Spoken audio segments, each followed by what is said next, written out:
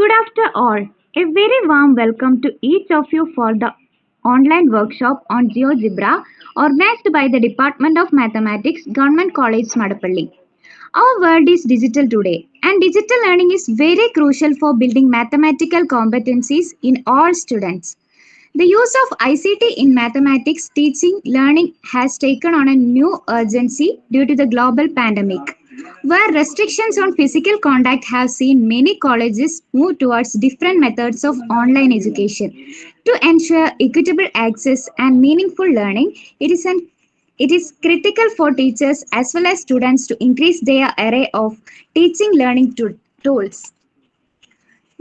Several digital tools and applications are now available to support educators towards this end, ranging from graphic software for geometry learning to simulations for scenario building and visual programming environments. If integrated with effective pedagogy, these resources can lead to improved learning outcomes. GeoGebra is a freely available dynamic and interactive tool which can be used for teaching and learning. It is an excellent option to solve exercises and problems graphically and algebraically. The main aim of this workshop is to introduce GeoGebra and discuss its applications for teaching and learning mathematics. May I invite Sri Sanjay Sir, Head of the Department of Mathematics, Government College, Madapalli, to deliver welcome speech. Sir.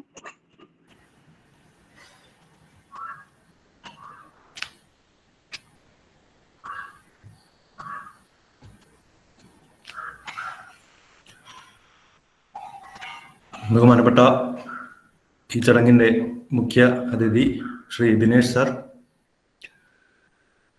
ഈ കോഴ്സിൽ പങ്കെടുക്കുന്ന ബഹുമാനപ്പെട്ട അധ്യാപകർ, പ്രിയപ്പെട്ട വിദ്യാർത്ഥികളെ, Madappally government കോളേജിലെ department of മാത്തമാറ്റിക്സിൻ്റെ നേതൃത്വത്തിൽ സംഘടിപ്പിക്കുന്ന ജിയോജിബ്ര എന്ന മാത്തമാറ്റിക്കൽ സോഫ്റ്റ്വെയറിനെ ആസ്പദമാക്കി 3 ദിവസം നീണ്ടു നിൽക്കുന്ന ഓൺലൈൻ വർക്ക്ഷോപ്പിൻ്റെ ഔദ്യോഗികമായ തുടക്കം കുറിക്കുന്ന ചടങ്ങാണ് ഇന്ന് ഇപ്പോൾ ഇവിടെ നടക്കുന്നത്. ഒക്ടോബർ 16 ഇന്ന് മുതൽ ഒക്ടോബർ 18 വരെ 3 ദിവസമാണ് ഈ കോഴ്സിൻ്റെ കാലാവധി.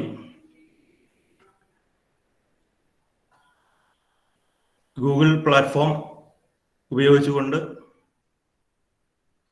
നടത്തപ്പെടുന്ന ഈ ഒരു ഓൺലൈൻ വർക്ക്ഷോപ്പിൽ കേരളത്തിലെ വിവിധ കോളേജുകളിൽ നിന്ന് അധ്യാപകർ, വിദ്യാർത്ഥികൾ എന്നിവർ പങ്കെടുക്കുന്നുണ്ട്.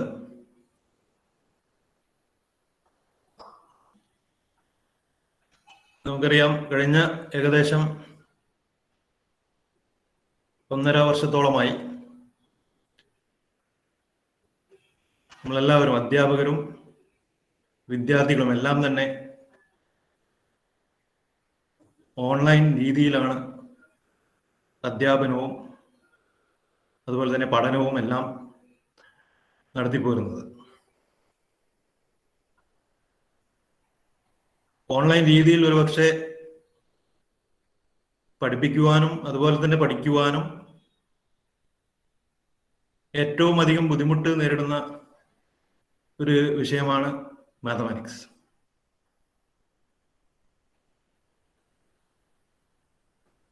ഈ കോഴ്സിൽ മാത്തമാറ്റിക്സ് അല്ലാത്ത അധ്യാപകരും പങ്കെടുക്കുന്നുണ്ടോ എന്ന് എനിക്കറിയില്ല.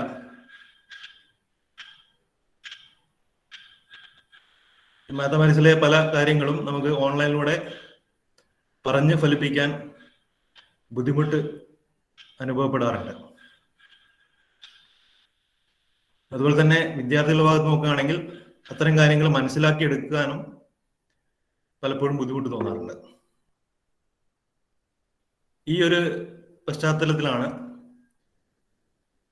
മാത്തമാറ്റിക്സ് സോഫ്റ്റ്വെയറുകളുടെ ഒരു പ്രസക്തി വർദ്ധിക്കുന്നത്. എല്ലാവർക്കും അറിയാവുന്നതുപോലെ പല മാത്തമാറ്റിക്കൽ സോഫ്റ്റ്വെയറുകളും ഇപ്പോൾ ലഭ്യമാണ്.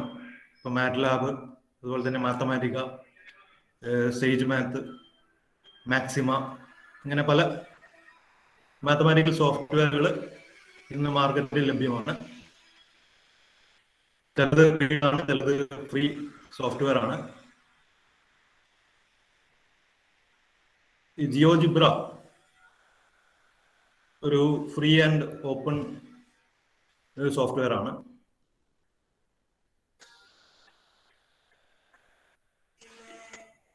അതുകൊണ്ട് തന്നെയാണ് ഒരുപക്ഷെ ഇത് ഒരു ഫ്രീ ആൻഡ് ഓപ്പൺ സോഫ്റ്റ്വെയർ ആയതുകൊണ്ടാണ് നമ്മൾ ഈ ഒരു വിഷയം തന്നെ വർക്ക്ഷോപ്പിന്റെ ഒരു വിഷയമാക്കി എടുക്കാൻ കാരണം.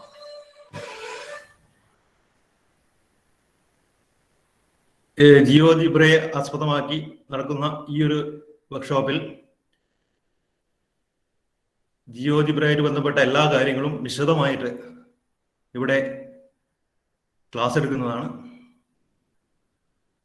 നമുക്ക് വേണ്ടി ഈ വിഷയം ക്ലാസ് എടുക്കുന്നത് ഈ ഒരു വർക്ക്ഷോപ്പിന്റെ റിസോഴ്സ് പേഴ്സൺ ആക്കി എത്തിയിരിക്കുന്നത് ബഹുമാനപ്പെട്ട ശ്രീ ബിനേഷ് സാറാണ്.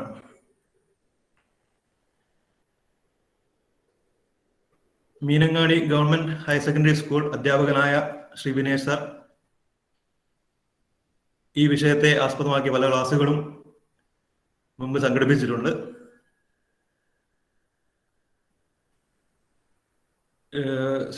ഹയർ സെക്കൻഡറി സ്റ്റേറ്റ് റിസോഴ്സ് ഗ്രൂപ്പിലെ അംഗമാണ് അദ്ദേഹം. അതുകൂടാതെ തന്നെ വയനാട് ഡിസ്ട്രിക്ട് സ്കൂൾ മാത്തമാറ്റിക്സ് അസോസിയേഷന്റെ സെക്രട്ടറി കൂടിയാണ് അദ്ദേഹം.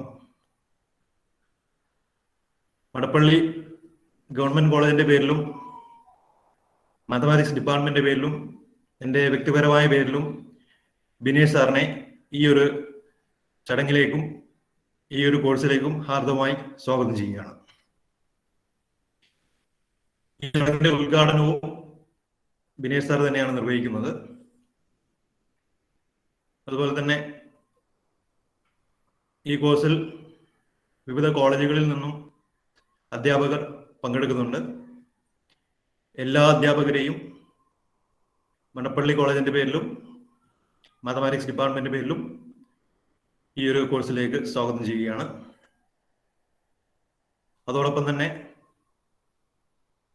മണപ്പള്ളി കോളേജിലെ വിദ്യാർത്ഥികൾ ഈ കോഴ്സിൽ പങ്കെടുക്കുന്നുണ്ട്. മറ്റ് കോളേജുകളിലെ വിദ്യാർത്ഥികളും പങ്കെടുക്കുന്നുണ്ട്. എല്ലാ വിദ്യാർത്ഥികളെയും ഈ ഒരു കോഴ്സിലേക്ക് സ്വാഗതം ചെയ്യുകയാണ്. ഈ ഒരു 3 ദിവസത്തെ കോഴ്സ് കോർഡിനേറ്റ് ചെയ്യുന്നത് ഡിപ്പാർട്ട്മെന്റിലെ ടീച്ചേഴ്സായ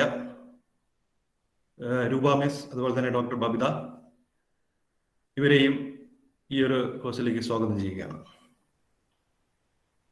ഈ ഒരു 3 ദിവസത്തെ കോഴ്സ് എല്ലാവർക്കും ഒരു നല്ല അനുഭവമായി തീരട്ടെ എന്ന് ആശംസിച്ചുകൊണ്ട് ഞാൻ എൻ്റെ വാക്കുകൾ നിർത്തുന്നു. Thank you.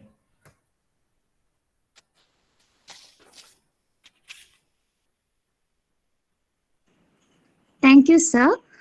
Today we have our chief guest, Shri Binish B, Higher Secondary School teacher, Government Higher Secondary School, Meenangadi, Wayanad. Sir is a member of Higher Secondary State Core Resource Group. He is also the Association Secretary of Wayanad District School Mathematics. Now, may I invite our chief guest, Shri Binish B, for inaugurating our workshop. Sir, please.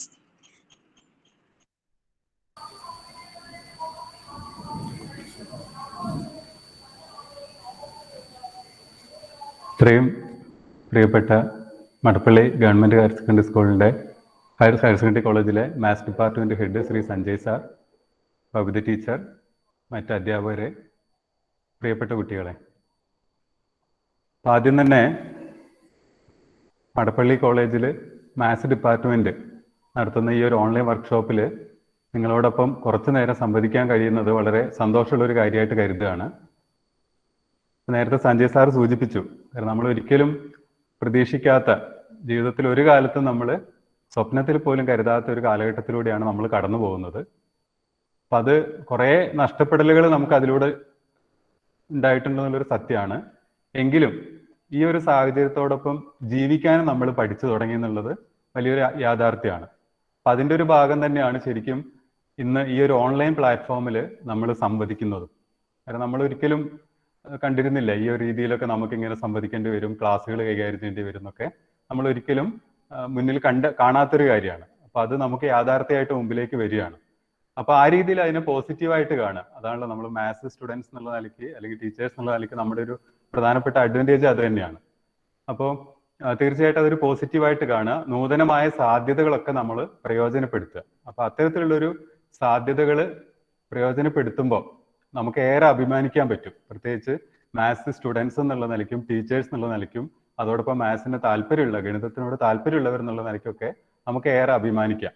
കാരണം ഇന്ന് നിലവിലുള്ള എല്ലാ സോഫ്റ്റ്വെയറുകളും, പ്രത്യേകിച്ച് ഈ കാലഘട്ടത്തിൽ develop ചെയ്തു വന്ന കമ്പ്യൂട്ടറിലെ എല്ലാ പ്രോഗ്രാമുകളും ഒക്കെ തന്നെ എല്ലാത്തിൻ്റെ അടിസ്ഥാനം എന്ന് പറയുന്നത് നിങ്ങൾക്ക് എല്ലാവർക്കും അറിയാലോ, മാത്തമാറ്റിക്സ് ആണ്. അപ്പോൾ പണ്ട് ഒരുപാട് പേര് നമ്മളോട് ചോദിച്ചിട്ടുണ്ട്, ഇത്രയധികം മാത്സ് തിയറിയും ബൂളിയൻ ഓൾജിബ്രയും പിന്നെ പൈത്തൺ പോലെയുള്ള പ്രോഗ്രാമുകളൊക്കെ നിങ്ങൾ പഠിച്ചിട്ട് എന്താണ് ജീവിതത്തിൽ നിങ്ങൾക്ക് എന്ത് പ്രായോഗിക തലമാണ് ഇതിനുള്ളത്, എന്ത് ആപ്ലിക്കേഷൻ ആണ് നിങ്ങൾക്ക് ഉള്ളതെന്നൊക്കെ പലരും നമ്മളോട് ചോദിച്ചിട്ടുണ്ട്.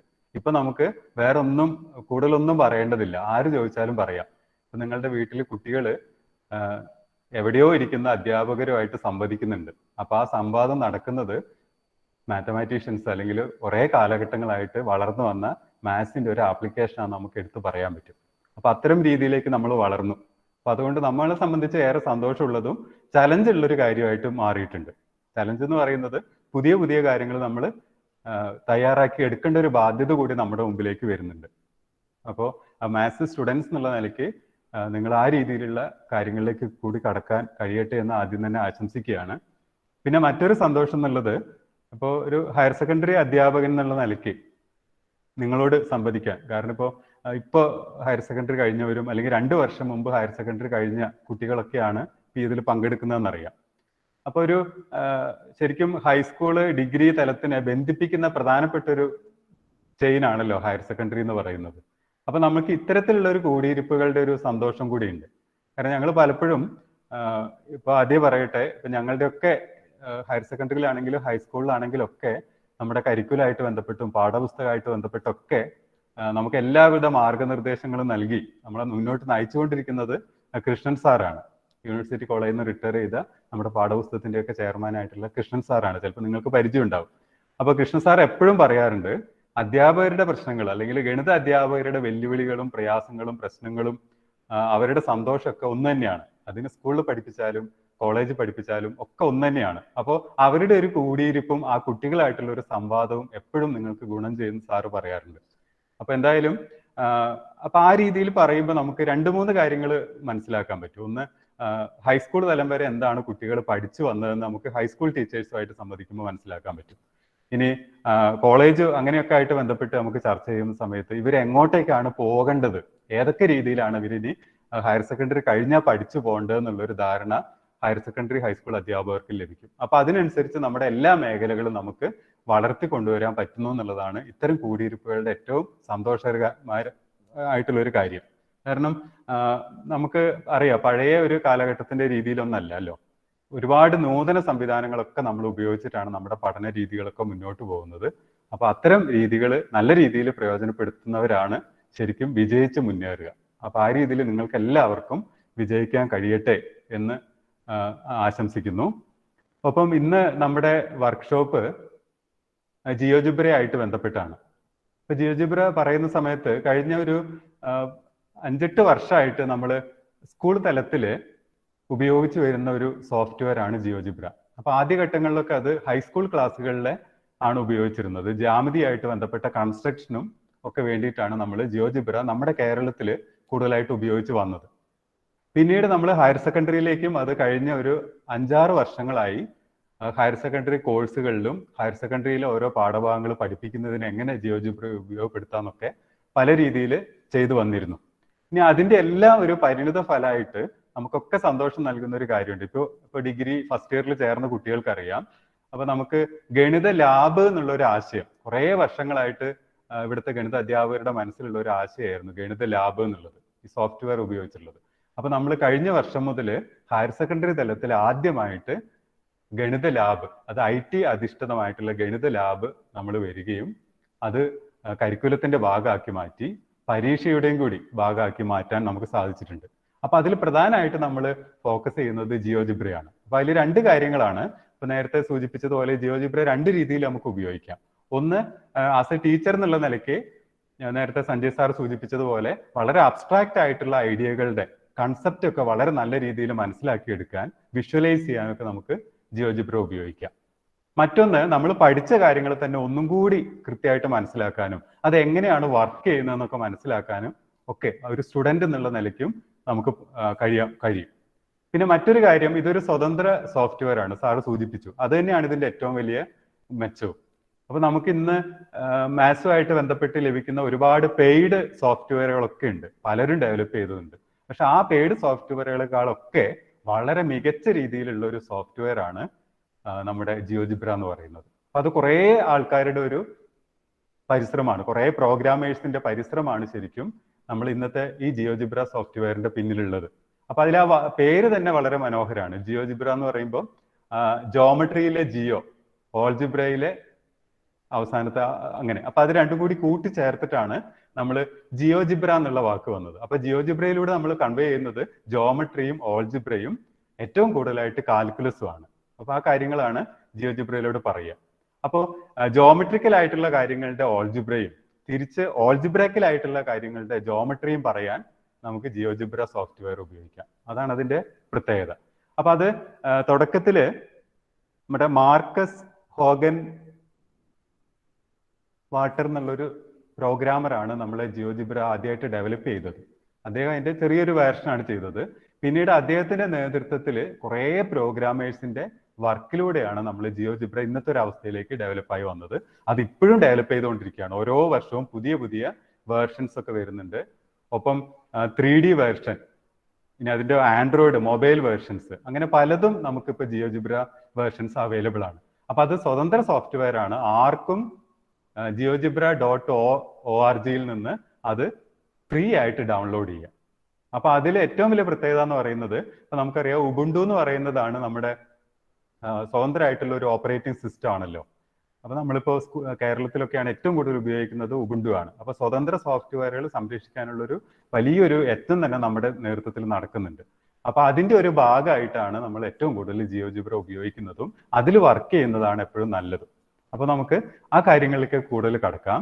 അപ്പൊ ഇനി നമുക്ക് കുറെ സംസാരിക്കുന്നതിൽ പ്രസക്തി ഇല്ല എന്ന് എനിക്കറിയാം, കാരണം നമ്മളിങ്ങനെ ഒരു ഓൺലൈൻ പ്ലാറ്റ്ഫോമിലാണ്. അപ്പൊ അതുകൊണ്ട് തന്നെ അപ്പൊ ഇന്നത്തെ ഈ ഒരു വർക്ക്ഷോപ്പ് ഏറെ സന്തോഷത്തോടു കൂടി ഉദ്ഘാടനം ചെയ്തതായിട്ട് അറിയിക്കുകയാണ്. അപ്പൊ എല്ലാവർക്കും ഇതിൽ നല്ല രീതിയിൽ പങ്കെടുക്കാൻ കഴിയട്ടെ. അപ്പൊ നമുക്ക് ഇതൊരു വൺ വേ അല്ല, നിങ്ങൾക്കുള്ള ഡൗട്ടുകളൊക്കെ ചോദിക്കാം, നമുക്ക് ക്ലിയർ ചെയ്ത് പോവാം. അപ്പോൾ രണ്ട് രീതിയിൽ നിങ്ങൾ ജിയോജിബ്ര മനസ്സിലാക്കാൻ ശ്രമിക്കുക. ഒന്ന്, ഇത് എങ്ങനെ വർക്ക് ചെയ്യുന്നു, ഇതിന്റെ ഒരു ആവശ്യം എന്താണെന്ന് മനസ്സിലാക്കുക. പിന്നെ ഇതിൽ നന്നായിട്ട് നമുക്ക് വർക്ക് ചെയ്യാൻ പറ്റുക ഒന്ന്, ഇതിന്റെ ഏതൊരു സോഫ്റ്റ്വെയർ, ഏതൊരു കമ്പ്യൂട്ടർ പ്രോഗ്രാമുകളുടെ ഒക്കെ ലിമിറ്റേഷൻ ഇതിനുണ്ട്. കാരണം കമ്പ്യൂട്ടറിന് ഒരിക്കലും സ്വതന്ത്രമായിട്ട് വർക്ക് ചെയ്യാൻ പറ്റില്ല. നമ്മൾ കൊടുക്കുന്ന കമാൻഡുകൾക്ക് അനുസരിച്ച് മാത്രമേ കമ്പ്യൂട്ടറിലെ ഏതൊരു പ്രോഗ്രാമും സോഫ്റ്റ്വെയറും വർക്ക് ചെയ്യൂ. അപ്പൊ അതുകൊണ്ട് തന്നെ അപ്പൊ ആ സോഫ്റ്റ്വെയറിനെ കുറിച്ച് ആദ്യം മനസ്സിലാക്കുക എന്നുള്ളതാണ് പ്രധാനം. പിന്നെ അതിന് വർക്ക് ചെയ്യാൻ കൊടുക്കേണ്ട കമാൻഡുകൾ നമ്മുടെ ലോജിക്കാണ്. അപ്പൊ നമ്മൾ പഠിച്ച കാര്യങ്ങൾ, കുറച്ച് റീസണിങ് ഒക്കെ ഉപയോഗിച്ച് നമുക്ക് അതിനെ വർക്ക് ചെയ്യിക്കാൻ കഴിയണം. അത് നമ്മുടെ പേഴ്സണൽ ആയിട്ടുള്ള ടാലന്റ് ആണ്. അപ്പൊ അതിനുവേണ്ടി കുറച്ച് കാര്യങ്ങളൊക്കെ നമ്മൾ കാണുക, ചെയ്തു നോക്കുക. പിന്നെ നമ്മൾ പഠിച്ച ഭാഗങ്ങളിലേക്ക് എങ്ങനെ ഇതിനെ കൊണ്ടുവരാൻ പറ്റുന്ന ആലോചിച്ച് നോക്കുക. അങ്ങനെ വേണം നമ്മൾ ഇതിനെ ഡെവലപ്പ് ചെയ്ത് കൊണ്ടുവരാൻ. പിന്നെ ഓരോരുത്തരും ഇത് സ്വതന്ത്ര സോഫ്റ്റ്വെയർ ആയതുകൊണ്ട് തന്നെ പുതിയതായിട്ടുള്ള കണ്ടെത്തലുകളൊക്കെ നമുക്ക് പോസ്റ്റ് ചെയ്യാനും പരസ്പരം ഷെയർ ചെയ്യാനും വെക്കും. ഇതൊന്നും ആരുടെ സ്വകാര്യ സ്വത്തല്ല എന്ന് മനസ്സിലാക്കി പരസ്പരം ഷെയർ ചെയ്യാനൊക്കെ ഉള്ളൊരു മനസ്സുകൂടി ഉണ്ടാവണം. അപ്പോഴാണ് ഇതൊരു സ്വതന്ത്ര സോഫ്റ്റ്വെയറിന്റെ രീതിയിലേക്ക് മാറുന്നതും. അപ്പൊ ആ രീതിയിൽ കഴിയട്ടെ. അപ്പോൾ എല്ലാവിധ ആശംസകളും അറിയിക്കുന്നു, സന്തോഷം അറിയിക്കുകയാണ്.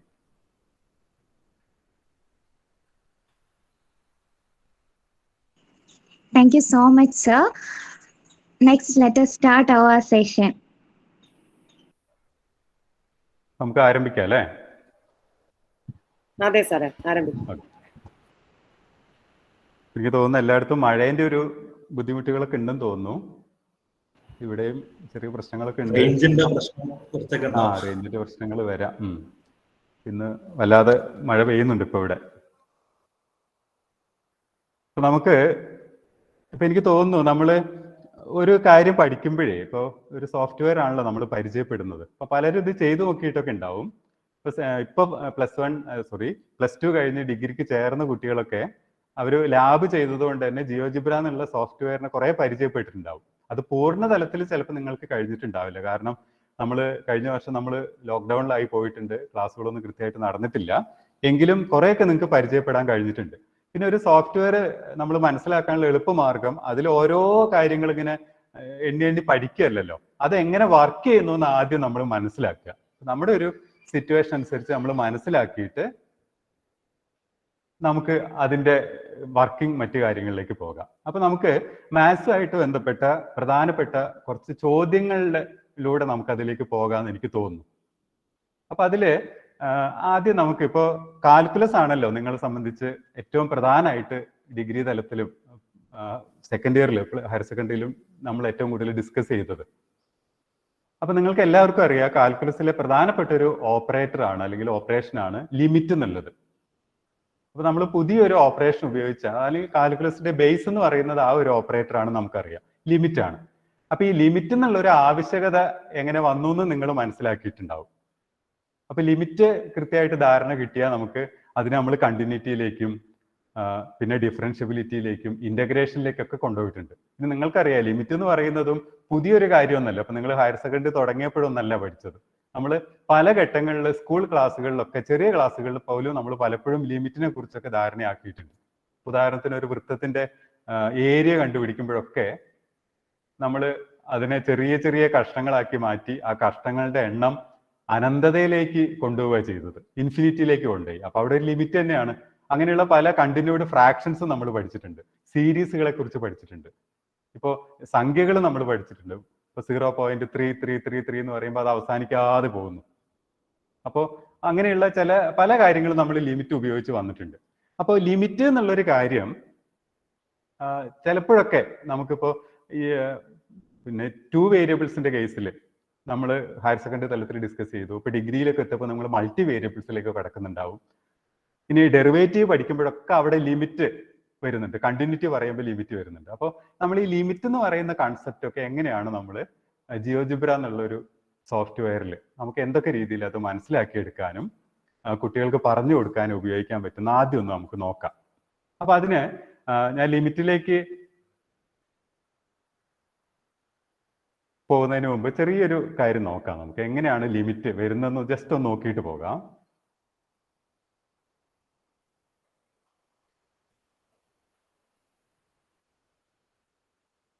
സ്ക്രീൻ കാണുന്നുണ്ടോ ടീച്ചറെ? കാണുന്നുണ്ട്. ഓക്കെ. അപ്പോൾ ഒരു വളരെ എളുപ്പമായിട്ടുള്ളൊരു ഫംഗ്ഷൻ തന്നെ തുടങ്ങാം. ഇപ്പോൾ f of x equal to x² - 1/x-1 എന്ന് എടുത്തു. അപ്പൊ ഇത് നമുക്ക് വേണമെങ്കിൽ x+1 × x-1/x-1 എന്ന് എഴുതാം. അപ്പൊ നമ്മളെ സംബന്ധിച്ച് സാധാരണ നമ്മൾ വേറെ ഒന്നും നോക്കാറില്ല, വേഗം ഉടനെ x-1ഉം x-1ഉം കട്ട് ചെയ്ത് x+1 എന്ന് എടുക്കും. എൻ്റെ ഒരു ചോദ്യം, x² - 1/x-1 എപ്പോഴും x+1ന് ഈക്വൽ ആണോ എന്നുള്ളതാ. എന്തെങ്കിലും കണ്ടീഷൻസ് ഇവിടെ ആവശ്യമുണ്ടോ? അപ്പൊ നമുക്കറിയാം ഇവിടെ നമ്മളൊന്ന് ക്യാൻസൽ ചെയ്തിട്ടുണ്ട് അല്ലെ, x-1 ക്യാൻസൽ ചെയ്തിട്ടുണ്ട്. അപ്പൊ x² - 1/x-1 എപ്പോഴും x+1 ആണോ എന്നുള്ളതാണ് നമ്മൾ ചോദിച്ചത്. അപ്പൊ ഇവിടെ x-1 ക്യാൻസൽ ചെയ്തിട്ടുണ്ട്. അപ്പൊ നിങ്ങൾക്കറിയാലോ എന്ത് ക്യാൻസൽ ചെയ്യുന്നുണ്ടെങ്കിലും അത് 0 ആവരുത് എന്നുള്ളൊരു കണ്ടീഷൻ നമ്മൾ പറയാറുണ്ട്. ഒരിക്കലും നമ്മൾ 0/0 ഡിഫൈൻഡ് അല്ലല്ലോ. അതുകൊണ്ട് തന്നെ അതിന്റെ കാരണം നിങ്ങൾക്കറിയാം. അപ്പൊ എനിവേ x-1 കട്ട് ചെയ്യാണ്. ഇവിടെ നമ്മൾ ഇത് 2 കട്ട് ചെയ്യുകയാണ് ചെയ്തത്. പക്ഷെ വെറുതെ അങ്ങ് കട്ട് ചെയ്യാൻ പറ്റില്ല. ഇത് 0 ആവരുത് എന്നുള്ളൊരു കണ്ടീഷൻ പറഞ്ഞതിന് ശേഷം കട്ട് ചെയ്യാവൂ. അപ്പൊ നമ്മൾ ഇത് x+1ന് ഈക്വൽ ആവുന്നത് x not = 1 ആകുമ്പോഴാണെന്ന് നിങ്ങൾക്ക് അറിയാം. അല്ലാതെ x² - 1/x-1 എപ്പോഴും x+1ന് ഈക്വൽ അല്ല, ഓൺലി വെൻ x not = 1 ആണ്. അപ്പൊ എന്തുകൊണ്ട് 1-ന് ഇവിടെ പ്രാധാന്യം വരുന്നു എന്ന് മനസ്സിലാക്കുക. ഇവിടെ ഡയറക്റ്റ് നമ്മൾ 1 സബ്സ്റ്റിറ്റ്യൂട്ട് ചെയ്താൽ നമുക്കറിയാം ഇപ്പൊ f(1) കാണാൻ ശ്രമിച്ചാൽ 0/0 എന്നാണ് വരിക. ഇത് നോട്ട് ഡിഫൈൻഡ് ആണ്. അപ്പൊ ഇത് നോട്ട് ഡിഫൈൻഡ് ആണെന്ന് മനസ്സിലായി. അപ്പൊ ഇനി ഒരു സിറ്റുവേഷൻ നമ്മൾ മനസ്സിൽ കാണുക. നമുക്ക് 1-ൽ ഇത് ഡിഫൈൻഡ് അല്ല, എന്നാൽ നമുക്ക് 1-ൽ ഒരു വാല്യൂ വേണം താനും, 1-നോട് അടുത്ത് നിൽക്കുന്ന. അപ്പൊ ആ ഒരു സിറ്റുവേഷൻ ഒക്കെ പലപ്പോഴും നമ്മൾ ഫേസ് ചെയ്യാറുണ്ട്. എങ്ങനെ 1-ലുള്ള ഒരു വാല്യൂ നമ്മൾ കണ്ടെത്തും? അപ്പൊ ഇവിടെ ആകെ പ്രശ്നമുള്ളത് 1 കൊടുക്കുമ്പോൾ മാത്രമേ നമുക്ക് ബുദ്ധിമുട്ടുള്ളൂ, 0/0 വരുന്നുള്ളൂ. അപ്പൊ ഇങ്ങനെയുള്ള ചില സിറ്റുവേഷൻസ്, അപ്പൊ ഞാൻ വളരെ സിമ്പിൾ ആയിട്ടുള്ള ഒരു എക്സാമ്പിൾ പറഞ്ഞു എന്നേ ഉള്ളൂ. അപ്പൊ ഇങ്ങനെയുള്ള ഒരു സിറ്റുവേഷൻസിലല്ലേ നമ്മൾ ലിമിറ്റ് എന്നുള്ള ഒരു ഐഡിയ യൂസ് ചെയ്യുക. അപ്പൊ 1 കൊടുക്കുമ്പോഴാണ് ഇത് 0/0. 1 അല്ലാതെ ഏത് നമ്പറും കൊടുക്കാം. അപ്പൊ നമ്മൾ ഒരു കാര്യം ചെയ്താൽ മതി, 1 കൊടുക്കുന്നതിന് പകരം നമ്മുടെ നമ്പർ ലൈൻ എടുക്കുക. 1 കൊടുക്കുന്നതിന് പകരം നമ്മൾ 1 എന്നുള്ള നമ്പർ എടുത്തു. 1-ന്റെ തൊട്ടടുത്തുള്ള നമ്പറുകളെല്ലാം ഇവിടെ കൊടുക്കുക. ഇപ്പൊ 2 ഉണ്ട്, 0 ഉണ്ട്. അപ്പൊ നമുക്ക് വേണമെങ്കിൽ 0.5 കൊടുക്കാം, 0.8 കൊടുക്കാം, അങ്ങനെ 0.9 കൊടുക്കാം, അങ്ങനെ 0.99 ഒക്കെ കൊടുക്കാം. അപ്പോഴൊന്നും കുഴപ്പമില്ല. അപ്പൊ എന്ന് പറഞ്ഞാൽ എക്സിന് നമ്മൾ 1-ന്റെ തൊട്ടടുത്ത് വരെ നമുക്ക് കൊണ്ടുവരാം. അത് രണ്ട് ഭാഗത്തൊന്നും കൊണ്ടുവരാൻ നിങ്ങൾക്ക് അറിയാം അല്ലെ, ലെഫ്റ്റ് നിന്നും കൊണ്ടുവരാം, റൈറ്റ് നിന്നും കൊണ്ടുവരാം. അങ്ങനെ കൊണ്ടുവരുന്ന സമയത്ത് ഇത് എങ്ങോട്ടേക്ക് അപ്രോച്ച് ചെയ്യുന്നോ അതിനെയാണ് സാധാരണ നമ്മൾ ലിമിറ്റ് എന്നുള്ള ഒരു ഐഡിയയിൽ പറയുക. അപ്പൊ നമുക്ക് 1-ലുള്ള ഒരു വാല്യൂ അല്ലെങ്കിൽ 1-ലേക്ക് എത്തുമ്പോൾ ഇതിന്റെ വാല്യൂ ഏതിലേക്ക് പോകുന്നു നമുക്ക് മനസ്സിലാക്കാൻ പറ്റും, അല്ലെങ്കിൽ ലിമിറ്റ് എന്ന് മനസ്സിലാക്കാം. അപ്പൊ ലിമിറ്റ് എന്ന് പറയുമ്പോൾ അതിന്റെ മീനിങ് തന്നെ നോക്കുക, ഒരു പരിധിയാണ്. അപ്പൊ എന്ന് പറഞ്ഞാൽ നമ്മൾ ഇങ്ങനെയാ മനസ്സിലാക്കുക, എക്സ് 1-ലേക്ക് അപ്രോച്ച് ചെയ്യുമ്പോൾ ഫംഗ്ഷന്റെ വാല്യൂ ഇപ്പൊ ഇവിടെ നിങ്ങൾക്ക് അറിയാം, 1-ലേക്ക് അപ്രോച്ച് ചെയ്യുമ്പോൾ ഈ ലിമിറ്റ് ഒക്കെ 2 ആണെന്ന് നിങ്ങൾക്ക് അറിയാം അല്ലെ. 1 + 1 ഇവിടെ കൊടുത്താൽ മതി, 2 ആണെന്നറിയാം. അപ്പൊ അതിന്റെ മീനിങ് ഇതാണ്, എക്സ് 1-ലേക്ക് അപ്രോച്ച് ചെയ്യുമ്പോൾ ഫംഗ്ഷൻ ഒരിക്കലും 2 മറികടന്ന് പോകില്ല എന്നാണ് അല്ലെ. 2 എന്നുള്ള ബൗണ്ടറി മറികടന്നിട്ട് ഈ ഫംഗ്ഷന് പോകാൻ പറ്റില്ല. അതാണല്ലോ നമ്മൾ ലിമിറ്റ് എന്ന് പറയുക. അപ്പോൾ ആക്ച്വലി ഇങ്ങനെയുള്ള ചില സിറ്റുവേഷനിലാണ് നമ്മൾ ലിമിറ്റ് എന്നുള്ള ഒരു ഐഡിയ ഉപയോഗിക്കുക. അപ്പൊ ഇത് ആദ്യമായിട്ട് ഫേസ് ചെയ്തത് രണ്ട് പ്രധാനപ്പെട്ട പ്രോബ്ലംസിലായിരുന്നു. ഒന്ന് നമ്മുടെ ന്യൂട്ടന്റെ ഇൻസ്റ്റന്റേനിയസ് സ്പീഡ് കാണുക എന്നുള്ള പ്രോബ്ലത്തിനായിരുന്നു അല്ലെ. അവിടെ ഇത് വരുന്നുണ്ട്, നമ്മൾ delta s by delta t എന്നൊക്കെ പറഞ്ഞിട്ട് ഇങ്ങനെ ഒരു ഡെഫിനിഷൻ ഒക്കെ അല്ലേ സ്പീഡിന് കൊടുത്തത്. Limit delta s by delta t എന്നൊക്കെ കൊടുത്തത്, ഡെൽറ്റ ടി ടെൻസ് ടു 0. അപ്പൊ ഇവിടെ ആലോചിച്ചറിയാം, ഡയറക്റ്റ് ഡെൽറ്റ ടിക്ക് 0 കൊടുക്കാൻ പറ്റില്ല, ഇത് 0/0 ആയി പോകും. എന്നാൽ നമുക്ക് ആ കേസിൽ ഒരു സ്പീഡ് വേണം താനും. അപ്പൊ നമ്മൾ ലിമിറ്റ് എന്നുള്ള ഒരു ഐഡിയ ഉപയോഗിച്ചു. അപ്പോ ന്യൂട്ടൺ ആണ് ഈ ഒരു പ്രോബ്ലം ആദ്യം ഫേസ് ചെയ്തതും അതിനുള്ള ഒരു സൊല്യൂഷൻ എന്നുള്ള രീതിയിലാണ് ലിമിറ്റ് എന്നുള്ള ഒരു ഐഡിയ ആദ്യമായിട്ട് ന്യൂട്ടൺ ഉപയോഗിച്ചത്.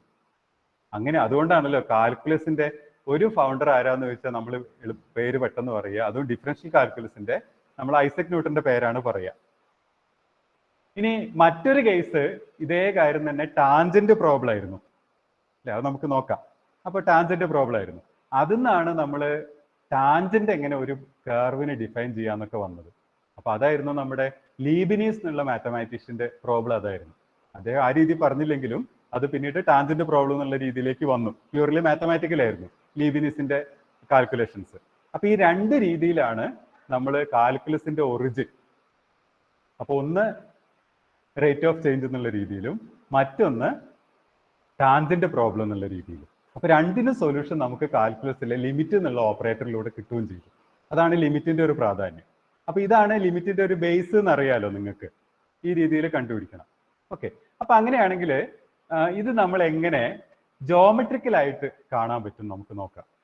അപ്പൊ ജോമെട്രിക്കലായിട്ട് ഇതിനെ അപ്രോച്ച് ചെയ്യാൻ ശ്രമിക്കുമ്പം നമ്മൾ ഇതിന്റെ ജോമെട്രിക്കൽ ഷേപ്പുകളെ കുറിച്ചൊക്കെ അറിയണം. അപ്പൊ ഫങ്ഷൻസിന്റെ ഗ്രാഫ് കാര്യങ്ങളൊക്കെ കുറിച്ച് നിങ്ങൾക്ക് അറിയണം. അപ്പൊ അത് നമുക്ക് ആ കാര്യങ്ങളും കൂടി ഒന്ന് നോക്കാം.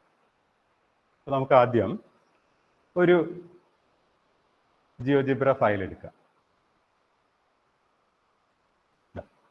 അപ്പൊ ഇതെങ്ങനെയാന്നൊക്കെ പിന്നീട് നമുക്ക് നോക്കാം. അപ്പൊ ഈ ഒരു പ്രോബ്ലത്തിലേക്ക് വരാം നമുക്ക് ആദ്യം. അപ്പൊ ഞാനിവിടെ ഒരു ഫംഗ്ഷൻ എടുക്കുകയാണ്, അത് x² എന്നുള്ള ഫംഗ്ഷനാണ് എടുക്കുന്നത്. f(x) = x² എടുത്തു. ഇതിന്റെ ഗ്രാഫ് നിങ്ങൾക്ക് എല്ലാവർക്കും അറിയാം, ഇതൊരു പരാബോളയാണ്.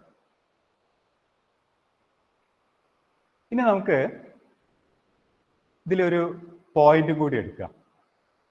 ഞാൻ പോയിന്റ് എടുക്കുന്നത് 2 ആട്ടോ.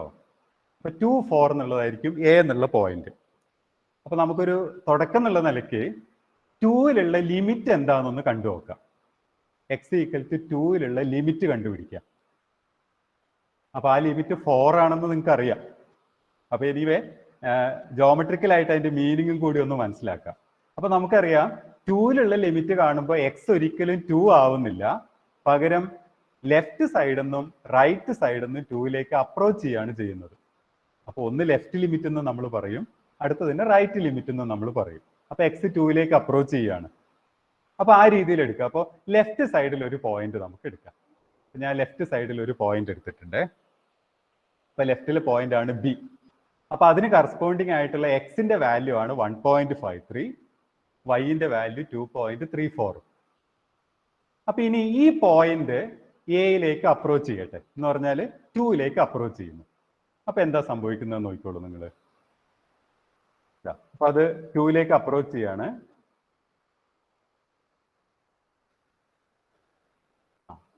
അപ്പോ 4-ലെത്തി അല്ലേ. അപ്പൊ നോക്കുക ലെഫ്റ്റ് നിന്ന്, അപ്പൊ ഒന്നുകൂടി നോക്കിയാല് ലെഫ്റ്റ് സൈഡിൽ നിന്ന് എക്സിന്റെ വാല്യൂ 2-ലേക്ക് അപ്രോച്ച് ചെയ്തപ്പോ 4 കിട്ടിയിട്ടുണ്ട്. അപ്പൊ നമ്മൾ പറയും left limit of this function is 4 എന്ന് നമുക്ക് പറയാം. ലെഫ്റ്റ് ലിമിറ്റ് 4 ആണ്. അങ്ങനെയാണെങ്കിൽ റൈറ്റ് സൈഡിൽ നിന്നും 2-ലേക്ക് അപ്രോച്ച് ചെയ്യാലോ. അങ്ങനെയാണെങ്കിൽ റൈറ്റ് ലിമിറ്റ് നോക്കാം നമുക്ക്. തൽക്കാലം ലെഫ്റ്റ് ഒന്ന് ഹൈഡ് ചെയ്യാം. റൈറ്റ് ലിമിറ്റ് എടുക്കുന്നു. അപ്പൊ ഞാൻ റൈറ്റ് സൈഡിൽ ഒരു പോയിന്റ് എടുത്തത്. അപ്പൊ 2-ന്റെ റൈറ്റ് സൈഡിലാണ്, that is A point greater than 2 ആണ്. ഇനി അത് 2-ലേക്ക് അപ്രോച്ച് ചെയ്യട്ടെ. അപ്പൊ നിങ്ങൾ നോക്കിക്കോളൂ, എക്സ് ആക്സിസിൽ അത് 2-ലേക്ക് അപ്രോച്ച് ചെയ്യുന്നു.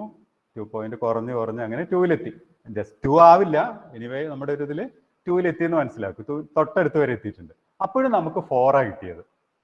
അപ്പൊ രണ്ട് സൈഡിൽ നിന്ന് അപ്രോച്ച് ചെയ്തപ്പോഴും വേണമെങ്കിൽ രണ്ടും കൂടി ഒരുമിച്ച് കാണാം നമുക്ക്.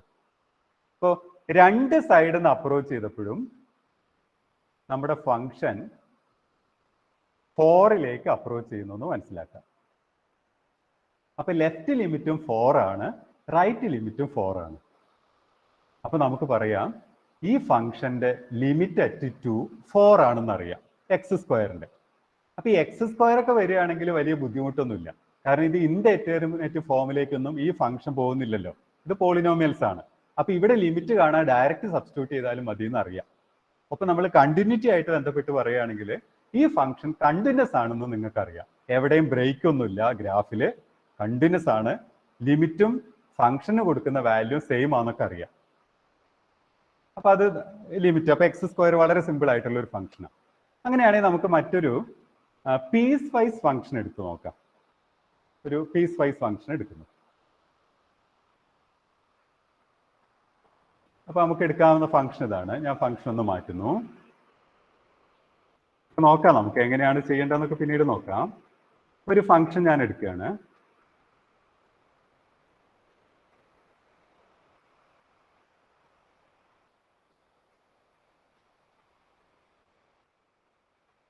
x less than or equal to 2 ആവുമ്പോൾ x²ഉം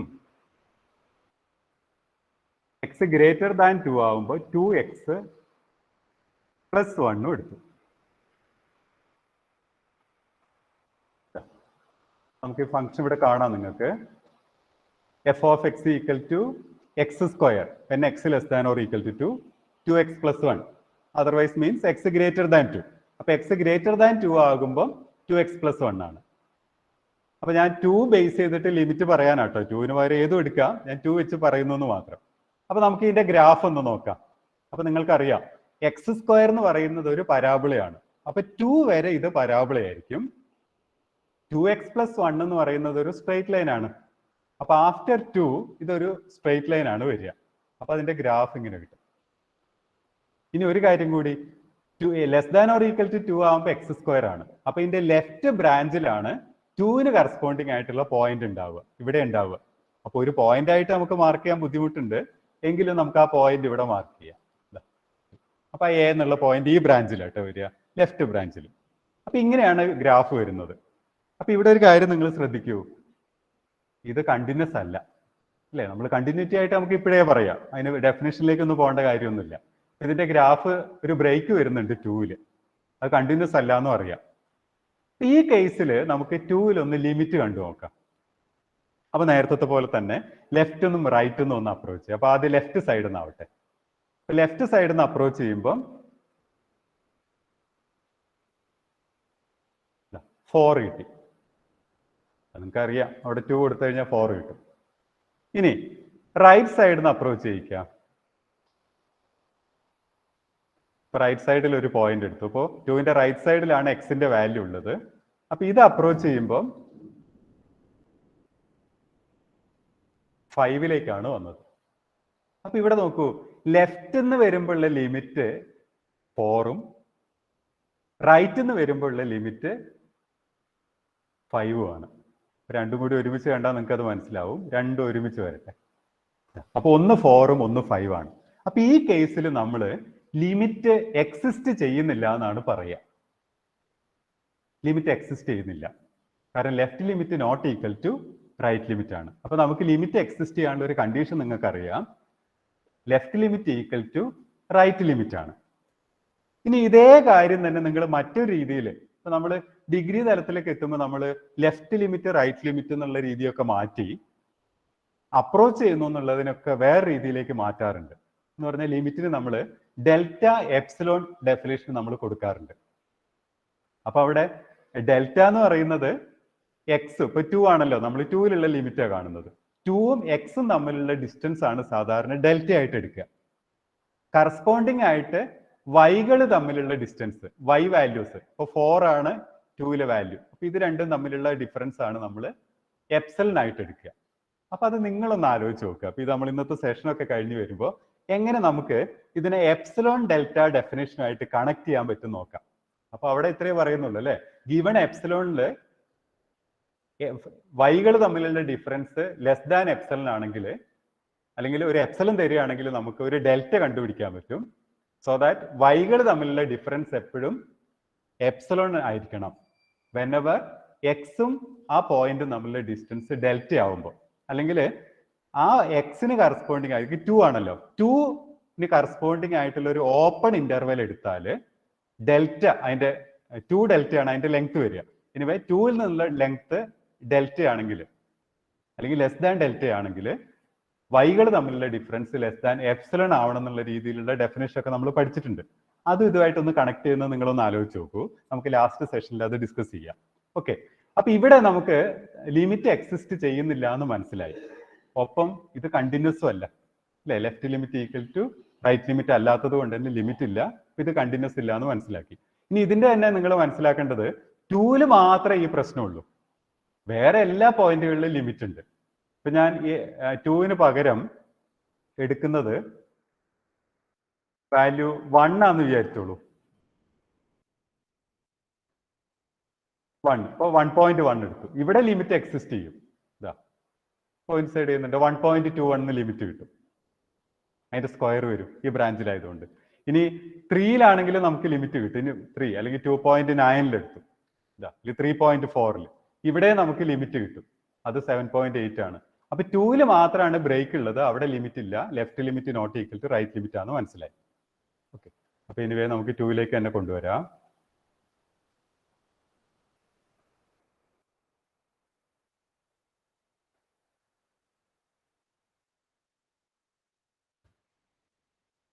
ഓക്കെ, ഇപ്പൊ 2-ല് ലിമിറ്റ് ഇല്ല എന്ന് മനസ്സിലായി.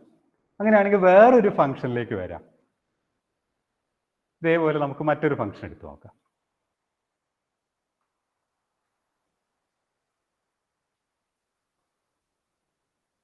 ഞാൻ ഫംഗ്ഷൻ ഒന്ന് മാറ്റിയെടുക്കുകയാണ്. പീസ് വൈസ് ഫംഗ്ഷൻ തന്നെയാണ്, ചെറിയൊരു വ്യത്യാസമേ വരുന്നുള്ളൂ.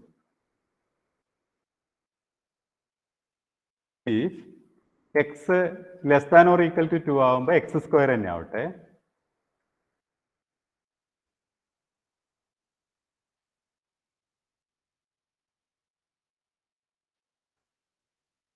ഒന്നും കൂടി സ്പ്ലിറ്റ് ചെയ്യണം അതിനെ.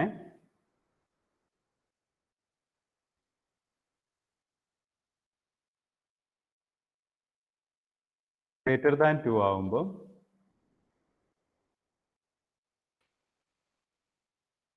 x + 2, 5. ചെറിയൊരു കറക്ഷൻ ഇവിടെ വരുത്തട്ടെ. ഓക്കെ, അപ്പോൾ ഇവിടെ ഞാൻ ചെറിയൊരു മാറ്റമേ വരുത്തിയിട്ടുള്ളൂ. ആ ഫംഗ്ഷൻ എൻ്റർ ചെയ്യുക. ഇതാണ് ഫംഗ്ഷൻ. അതായത് എക്സ് ലെസ് ദാൻ 2 ആകുമ്പോൾ എക്സ് സ്ക്വയർ ആണ്, എക്സ് ഗ്രേറ്റർ ദാൻ 2 ആകുമ്പോൾ എക്സ് പ്ലസ് 2, 5 അതർവൈസ് എന്ന് പറഞ്ഞാൽ ഒറ്റ പോയിന്റേ ബാക്കിയുള്ളൂ, എക്സ് ഈക്വൽ ടു 2. അപ്പൊ എക്സ് ഈക്വൽ ടു 2 ആകുമ്പോൾ 5ഉം, ലെസ് ദാൻ 2 ആകുമ്പോൾ എക്സ് സ്ക്വയറും, ഗ്രേറ്റർ ദാൻ 2 ആകുമ്പോൾ എക്സ് പ്ലസ് 2. അപ്പൊ 2ലെ വാല്യൂ മാത്രം ഞാൻ മാറ്റിയിട്ടുണ്ട്. അങ്ങനെയാണ് ഇതിന്റെ ഗ്രാഫ് നമുക്ക് നോക്കാം. ഇതാ വരിക, ഇങ്ങനെ കിട്ടും. പക്ഷെ ഇവിടെ ചെറിയൊരു പ്രശ്നമുണ്ട്. ആക്ച്വലി ഇവിടെ ഒരു ഗ്യാപ്പ് ഉണ്ട്. കാരണം 2ലെ ഇപ്പൊ 4നോട് ചേർന്ന് അവിടെ നിൽക്കുന്നത്. പക്ഷെ നമ്മൾ ഡിഫൈൻ ചെയ്തത് 2ൽ ഇതിന്റെ വാല്യൂ 5 ആണ്. അപ്പൊ ആക്ച്വലി 2 ആകുമ്പോഴുള്ള പറയുന്നത് ഇതാ ശരിക്കും. അപ്പൊ ശരിക്കും ഈ ഗ്രാഫ് എന്ന് പറയുന്നത് ഈ എക്സ് സ്ക്വയർ എന്നുള്ള ബ്രാഞ്ചും ഇവിടെ ഒരു ബ്രേക്ക് ഉണ്ട്. ശരിക്കും ഇങ്ങനെ ഒരു ബ്രേക്ക് ഉണ്ട് അവിടെ, അത് കാണിക്കാൻ വേണ്ടി ഇങ്ങനെ ഉപയോഗിച്ചു എന്നുള്ളൂ. എക്സ് സ്ക്വയർ, അപ്പൊ ഇതിന്റെ ഗ്രാഫ് ഇങ്ങനെ വരും. ഇത് എക്സ് സ്ക്വയറും ഈ പോയിന്റും ഈ സ്ട്രെയിറ്റ് ലൈനും ചേർന്നതാണ് നമ്മുടെ ഈ ഫംഗ്ഷന്റെ ഗ്രാഫ്. ഇതൊരിക്കലും ഈ വൈറ്റ് മാർക്ക് ചെയ്തത് ഒരിക്കലും ഇതിൽ പോയിന്റ് അല്ല. അതെങ്ങനെ മനസ്സിലാക്കാൻ നമുക്ക് പറ്റും. എന്തുകൊണ്ട് അതില്ലാന്ന് കാണിക്കും, വേണേ നോക്കിക്കോളൂ. ഞാൻ ഒരു പോയിന്റ് എടുത്തു ഈ കർവില്, ഞാൻ ഇതിനെ മൂവ് ചെയ്യിക്കുകയാണേ, ഇങ്ങനെ മൂവ് ചെയ്യിക്കുന്നു. അപ്പൊ നിങ്ങൾക്ക് നോക്കിയാൽ കാണാം, ഇവിടെ എത്തുമ്പോൾ അതൊന്ന് ജമ്പ് ചെയ്യും.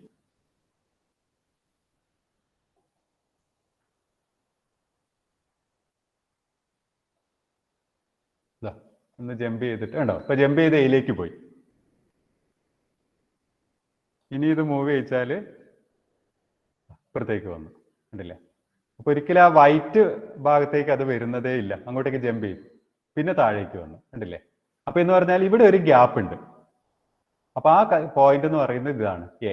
അപ്പൊ ഈ എക്സ് സ്ക്വയറും ഈ സ്ട്രെയിറ്റ് ലൈനും ഈ പോയിന്റും ചേർന്നതാണ് നമ്മുടെ ഗ്രാഫ് എന്ന് മനസ്സിലാക്കുക. ഇവിടെ ഒരു ഗ്യാപ്പ് ഉണ്ട്. അപ്പൊ ഇത് കണ്ടിന്യൂസ് അല്ല എന്ന് നമ്മൾ പഠിച്ചിട്ടുണ്ട് അല്ലെ. ഒരു ബ്രേക്ക് വന്നാൽ 2ൽ കണ്ടിന്യൂസ് അല്ല. അങ്ങനെയാണെങ്കിൽ ഇവിടെയും നമുക്ക് ലിമിറ്റ് ഒന്ന് കണ്ടു നോക്കാം. അപ്പൊ ലിമിറ്റ് ഇനിയിപ്പോ ലെഫ്റ്റും റൈറ്റും ഒരുമിച്ച് എടുത്താൽ മതി. നമ്മളിപ്പോ വേറെ ഇതിലേക്കൊന്നും പോകണ്ടല്ലോ, ഇപ്പൊ കാര്യങ്ങൾ ക്ലിയർ ആയതല്ലേ ഈ രീതി. അപ്പൊ ഇനി ലെഫ്റ്റിലും റൈറ്റിലും പോയിന്റ് എടുത്തു. അപ്പൊ 0.97ഉം 3.03 ആണ് ഇപ്പൊ വാല്യൂ ഉള്ളത്. അപ്പൊ നമ്മുടെ പോയിന്റ് 2ലേക്ക് അപ്രോച്ച് ചെയ്യട്ടെ. അപ്പൊ 2ലേക്ക് അപ്രോച്ച് ചെയ്യുമ്പോൾ ഇതിന്റെ വാല്യൂ 4ലെത്തി.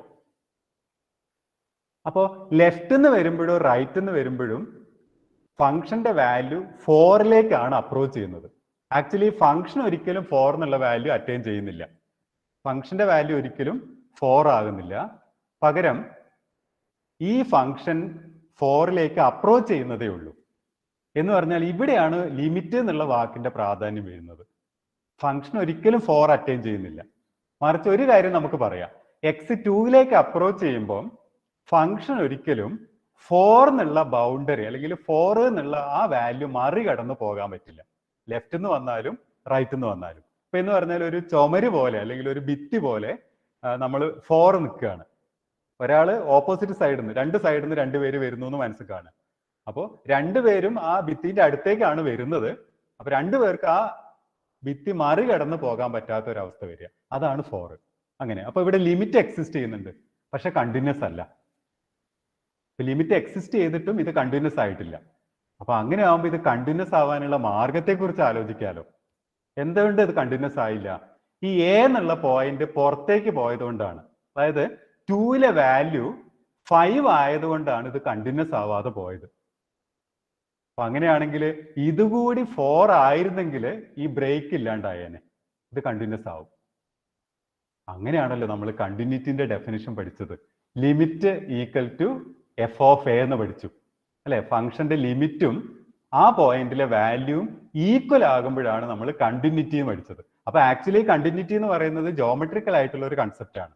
അതിന് നമുക്ക് ലിമിറ്റ് ഉപയോഗിച്ചിട്ട് ഈ രീതിയിൽ ഡിഫൈൻ ചെയ്യാം. അതായത് ഒരു പോയിന്റിൽ ലിമിറ്റ് എക്സിസ്റ്റ് ചെയ്യുന്നുണ്ട്, ആ എക്സിസ്റ്റ് ചെയ്യുന്ന ലിമിറ്റ് ഫംഗ്ഷന്റെ വാല്യൂം കൂടി ആകുമ്പം അവിടുത്തെ ബ്രേക്ക് ഇല്ലാണ്ടാവും. അപ്പൊ അത് കണ്ടിന്യൂസ് ആയി. അപ്പൊ കണ്ടിന്യൂറ്റിക്ക് നമുക്ക് മാത്തമാറ്റിക്കലായിട്ട് അങ്ങനെ ഒരു ഡെഫിനേഷൻ കൊടുക്കാം. അപ്പൊ ആക്ച്വലി ആ ഡെഫിനേഷൻ നല്ല കണ്ടിന്യൂറ്റി വരുന്നത്. കണ്ടിന്യൂസ് ആവണമെങ്കിൽ ഈ കാര്യങ്ങൾ മതി. അപ്പൊ നമ്മൾ അത് ഡെഫിനേഷൻ ആയിട്ട് ചൂസ് ചെയ്തു. അതുകൊണ്ടല്ലോ മാത്സിലെ രീതി. അല്ലെ? ഓരോ കാര്യങ്ങൾ നമ്മൾ ആദ്യം പഠിക്കും, അല്ലെങ്കിൽ കൃത്യമായിട്ട് മനസ്സിലാക്കും. പിന്നെ അതിനെ മാത്തമാറ്റിക്കൽ ആക്കാൻ വേണ്ടി നമ്മൾ ഓരോ ഡെഫിനേഷനിലേക്ക് അതിനെ മാറ്റുന്നു എന്ന് മാത്രം. ഓക്കെ, മാത്സിന്റെ ഭാഷയിൽ നമ്മൾ പറയും, കാരണം മാത്സ് ഒരു ലാംഗ്വേജ് ആണ്, ആ ഭാഷയിൽ നമ്മൾ അതിനെ പറയാൻ ശ്രമിക്കും. അപ്പൊ ഇത് കണ്ടിന്യൂസ് ആണെന്ന് മനസ്സിലാക്കാം. അപ്പൊ അങ്ങനെ ഇപ്പോൾ ലിമിറ്റ് എന്നുള്ളൊരു ഐഡിയയും കണ്ടിന്യൂറ്റി എന്ന് പറയുന്ന ഒരു ഐഡിയ ഇപ്പോൾ ഏകദേശം ഒരു ധാരണ കിട്ടിയിട്ടുണ്ടാവും. അപ്പൊ അങ്ങനെയാണെങ്കിൽ വളരെ ഇൻട്രസ്റ്റിംഗ് ആയിട്ടുള്ള ചില ലിമിറ്റുകൾ കൂടി ഉണ്ട്. പ്രത്യേകിച്ച് ട്രിഗണോമെട്രിയിലൊക്കെ നിങ്ങൾ പഠിച്ചിട്ടുണ്ട്, കുറേ ലിമിറ്റുകൾ നമ്മൾ പഠിച്ചിട്ടുണ്ട്. അപ്പൊ അതില് രസകരമായിട്ടുള്ള കുറച്ച് ലിമിറ്റുകളും കൂടി നമുക്ക് നോക്കാം. അപ്പൊ അതിലൊന്ന്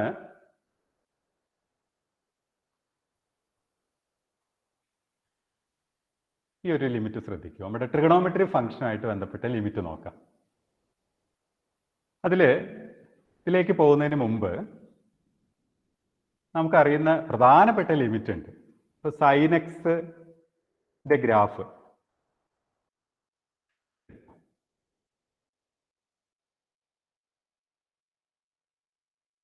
ഇതാണ്. സൈൻ എക്സിന്റെ ഗ്രാഫ് എന്ന് അറിയാം നിങ്ങൾക്ക്. ഞാൻ യൂണിറ്റ് വേണമെങ്കിൽ മാറ്റാം.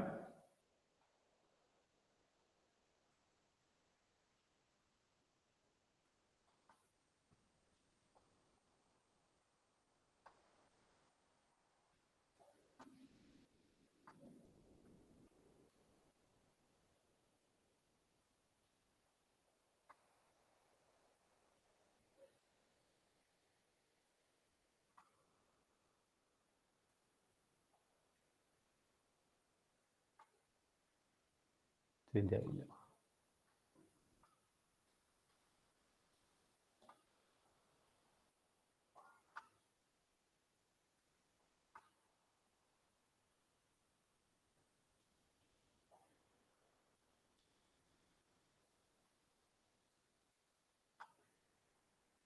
ഓക്കെ, അപ്പൊ നമ്മൾ യൂണിറ്റ് ഒന്ന് റേഡിയൻ മെഷറിലേക്ക് കൊണ്ടുവന്നേ ഉള്ളൂ, വേറെ ബുദ്ധിമുട്ടൊന്നുമില്ല. ഓക്കെ, അപ്പൊ ഇത് സൈൻ എക്സിന്റെ ഗ്രാഫാണ്.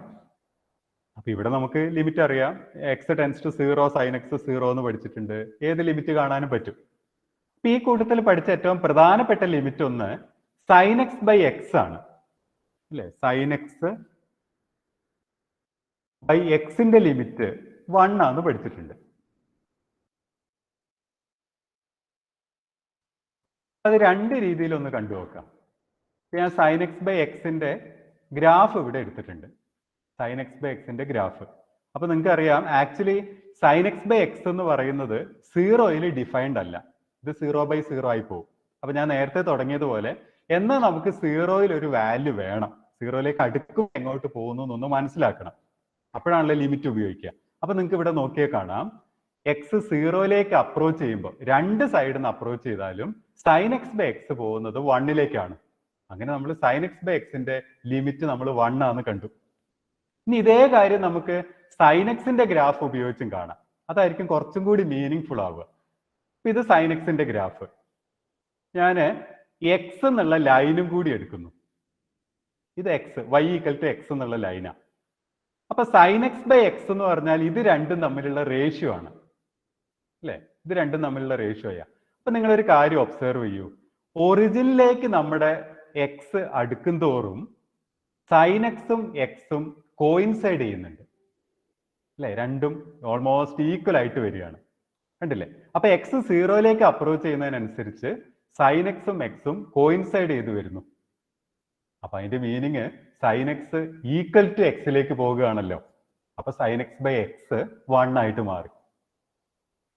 അപ്പൊ അതുകൊണ്ടല്ലേ നമ്മൾ പലപ്പോഴും ഫിസിക്സിലൊക്കെ നിങ്ങൾ when x is very small sine x approximately equal to x എന്ന് എടുക്കാറുണ്ട്. റേഡിയൻ മെഷർമെന്റിലാണെങ്കിൽ, അല്ലെ? Sine theta equal to theta നമ്മൾ എടുക്കാറുണ്ട്. അതൊക്കെ ഈ ലിമിറ്റ് വരുന്നതാ. അപ്പൊ ഈ ലിമിറ്റുകൾ നമുക്ക് ഫെമിലിയർ ആയതാണ്. അങ്ങനെയാണെങ്കിൽ മറ്റൊരു ലിമിറ്റ് നോക്കാം. നമുക്ക് അതിനാ കൂടുതൽ നോക്കാം. നമുക്ക് ജിയോജിബ്ര ആവശ്യമായിട്ട് വരുന്നത്, ഇതൊന്നും അതില്ലാതെ നമുക്ക് പറയാൻ പറ്റുന്ന കാര്യമാണ്. അങ്ങനെയാണെങ്കിൽ മറ്റൊന്ന് സൈൻ 1/x, അതുമായിട്ട് ബന്ധപ്പെട്ട ഫംഗ്ഷൻ വളരെ ഇൻട്രസ്റ്റിംഗ് ആണ്. Sign 1/x.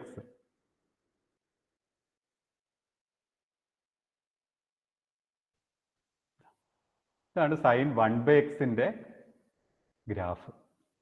ഇത് കുറെ കാര്യങ്ങൾ ഇതിന് നമുക്ക് തരും.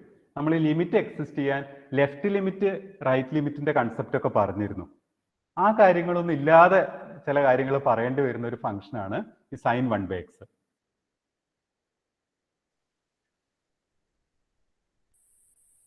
അപ്പൊ അത്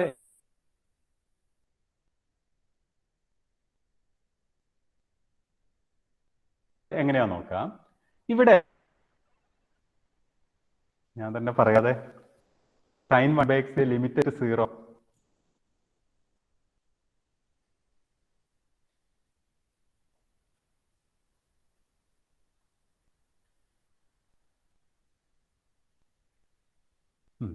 അറിയില്ലാത്തതുകൊണ്ട് ഞാൻ തന്നെ പറയാം. അപ്പൊ ശരിക്കും sin 1/x ലിമിറ്റ്. അപ്പൊ ഇവിടെ ഒരു കാര്യം നിങ്ങൾ ശ്രദ്ധിക്കുക, നേരത്തെ പോലെ ആയിരുന്നില്ല. നേരത്തെ നമ്മള് ഇപ്പോ തൽക്കാലം ഇതൊന്ന് മാറ്റിയിട്ട് sin x/x ഇതെടുത്തു.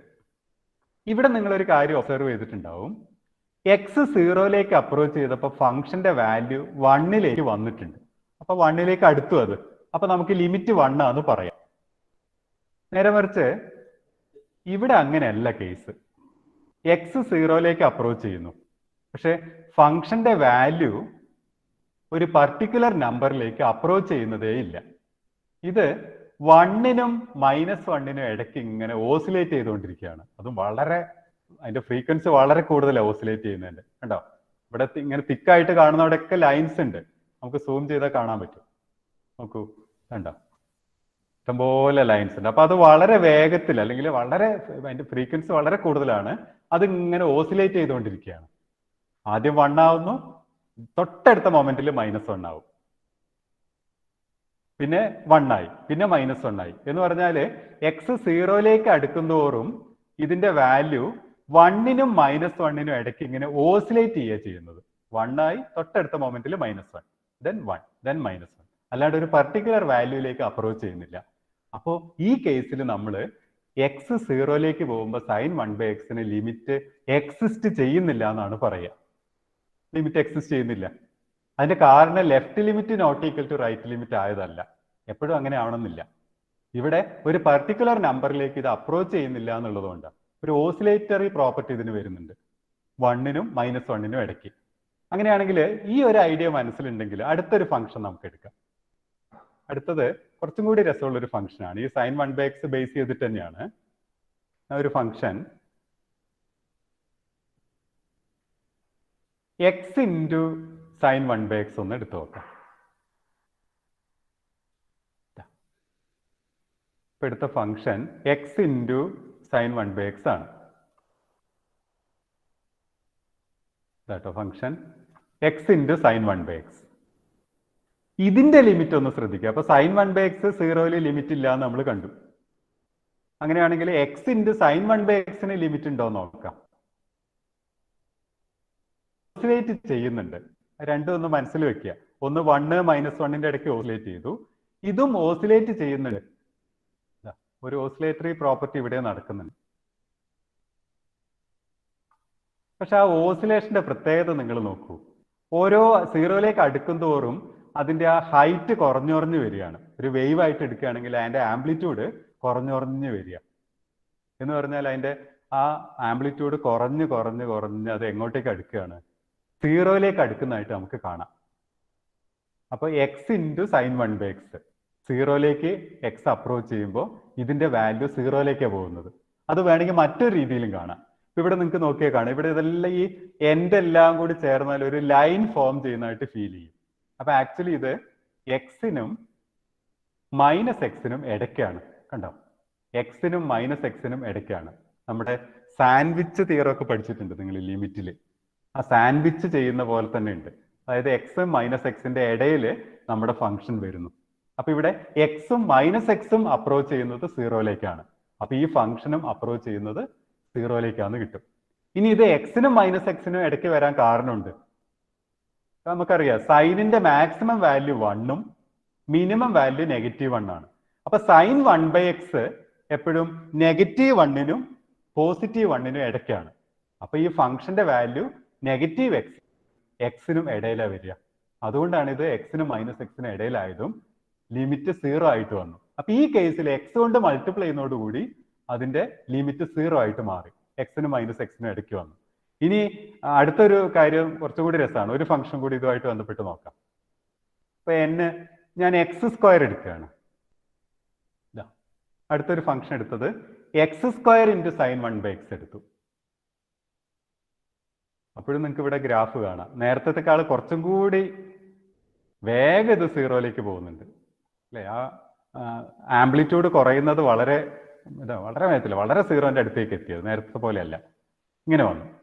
അപ്പൊ ഈ രീതിയിലാണ് x² ഇൻറ്റു സൈൻ 1/x വരുന്നത്.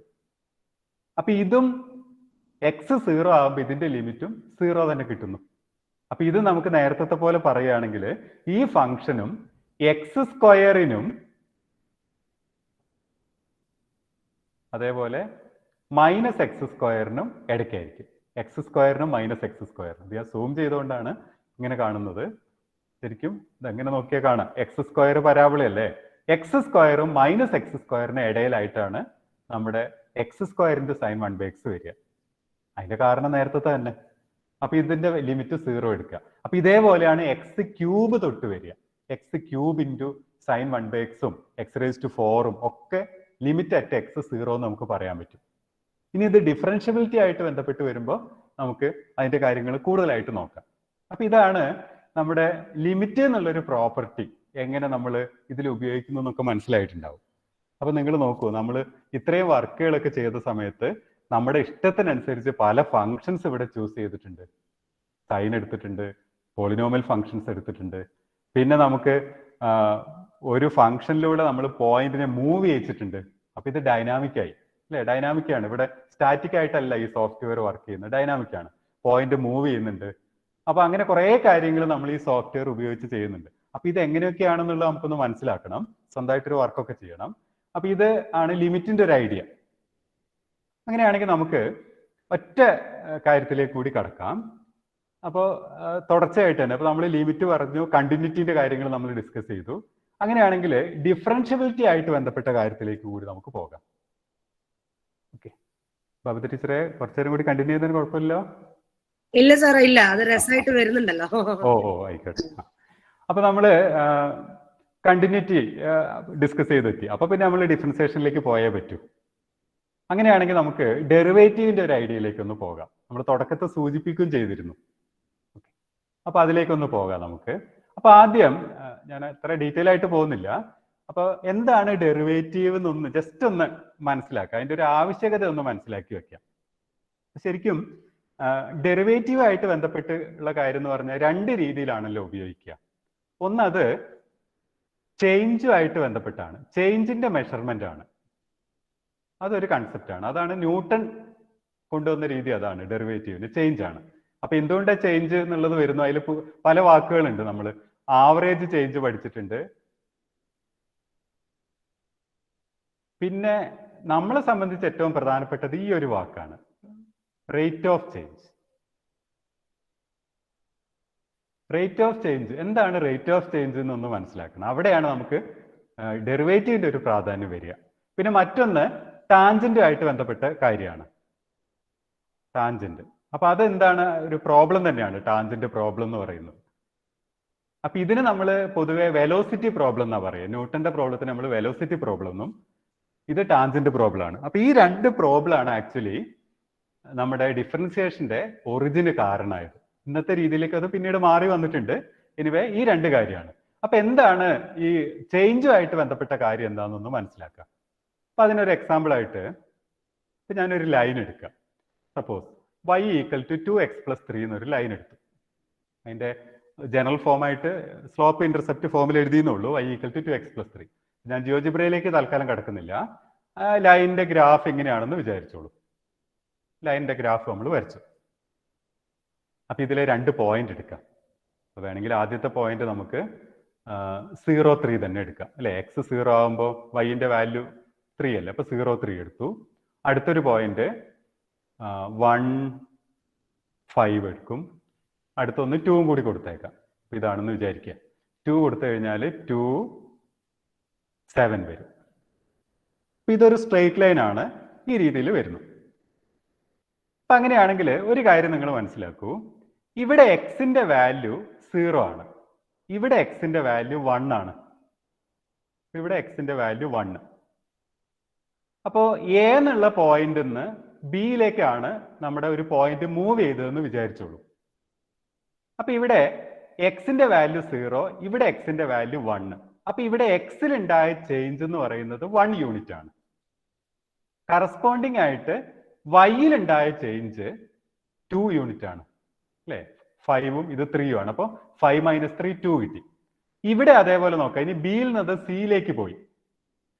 അപ്പോഴും എക്സിൽ ഉണ്ടായ ചേഞ്ച് 1 യൂണിറ്റ് അല്ലെ. 1 നിന്ന് 2ലേക്കാണ് എടുത്തത്. ഞാൻ അങ്ങനെ എടുത്തു എന്നുള്ളൂ 1 യൂണിറ്റ് ആയിട്ട്.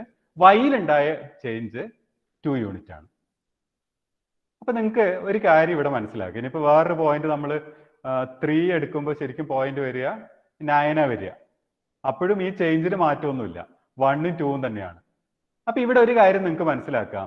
y = 2x + 3 എന്ന് പറയുന്ന സ്ട്രെയിറ്റ് ലൈനിലൂടെയാണ് ഒരു പോയിന്റ് മൂവ് ചെയ്യുന്നെങ്കിൽ എക്സിൽ 1 യൂണിറ്റ് ചേഞ്ച് ഉണ്ടാവുമ്പോൾ വൈയിൽ ഉണ്ടാവുന്ന ചേഞ്ച് 2 യൂണിറ്റ് ആണ്. എപ്പോഴും 2 യൂണിറ്റ് ആണ്. അപ്പോൾ എക്സിൽ 1 യൂണിറ്റ് ചേഞ്ച് വരുമ്പോൾ വൈയിൽ 2 യൂണിറ്റ് ആണ്. എന്ന് പറഞ്ഞാല് ആവറേജ് ചേഞ്ച് നമുക്ക് 2 ആണെന്ന് പറയാം. ആവറേജ് ചേഞ്ച് 2 ആണ്. അതൊരു ഇന്റർവെല്ലൊക്കെ സാധാരണ പറയുക, അറിയാലോ. 0, 1 എന്നുള്ള ഇന്റർവെല്ലിൽ ആവറേജ് ചേഞ്ച് 2 ആണ്.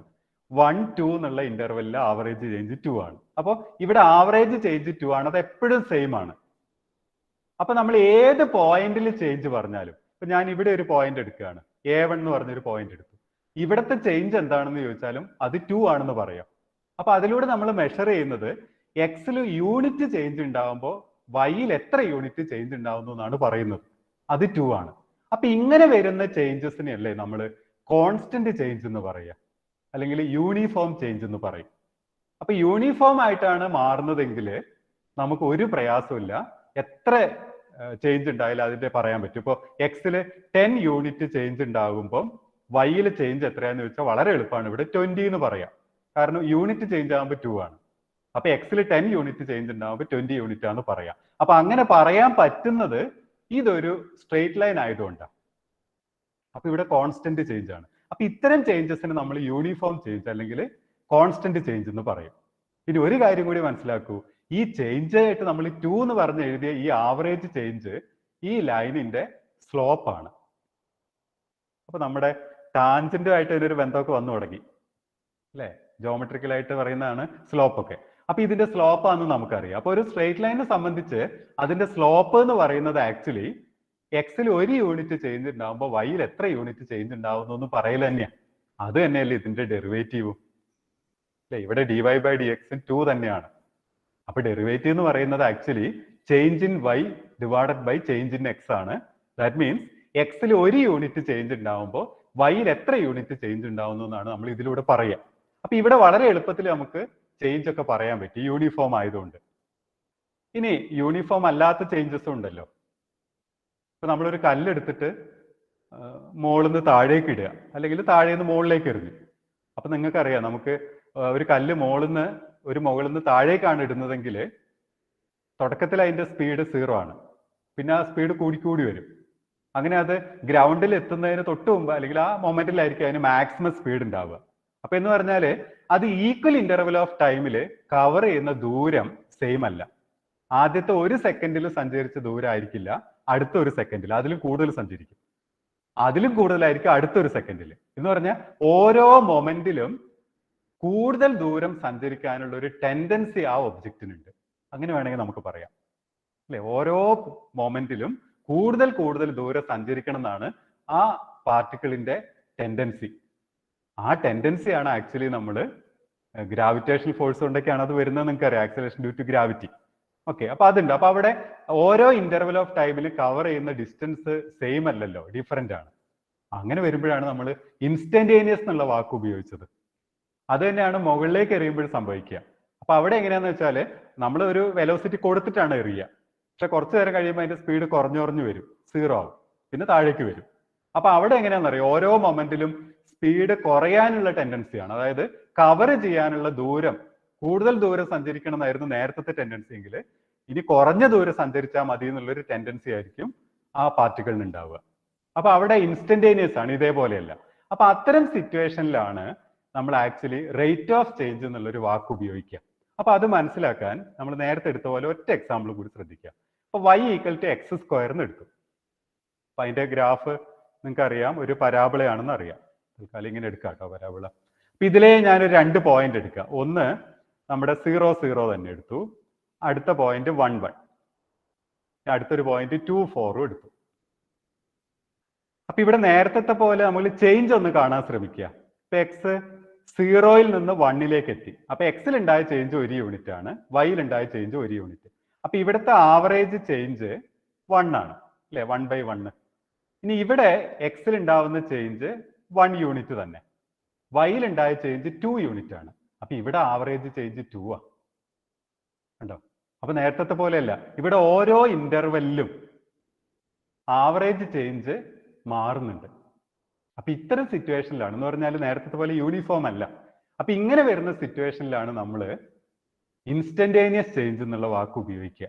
അപ്പൊ ഇത് ഇൻസ്റ്റന്റേനിയസ് ആണ്. അങ്ങനെയാണെങ്കിൽ ഇവിടുത്തെ പ്രത്യേകത ഓരോ മൊമെന്റിലും ചേഞ്ച് ആവാനുള്ള ടെൻഡൻസി ഉണ്ട് ഇതിലൂടെ മൂവ് ചെയ്യുന്ന ഒരു പാർട്ടിക്കിളിന്. അപ്പൊ അതെങ്ങനെ മെഷർ ചെയ്യുന്നുള്ളതാണ് വലിയൊരു പ്രോബ്ലം ആയിട്ട് ന്യൂട്ടൺ ഫേസ് ചെയ്തത്. സ്പീഡ്, വെലോസിറ്റി ഡിഫൈൻ ചെയ്യണം, ഇൻസ്റ്റന്റേനിയസ്.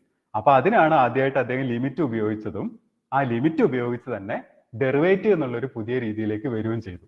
അപ്പൊ അത് നമുക്കൊന്ന് ഡീറ്റെയിൽ ആയിട്ട് നോക്കാം, എങ്ങനെ ലിമിറ്റ് എന്നുള്ളത് അവിടെ ഉപയോഗിക്കുന്നു എന്നുള്ളത്. അപ്പൊ അതും കൂടി ഒന്ന് നോക്കാം.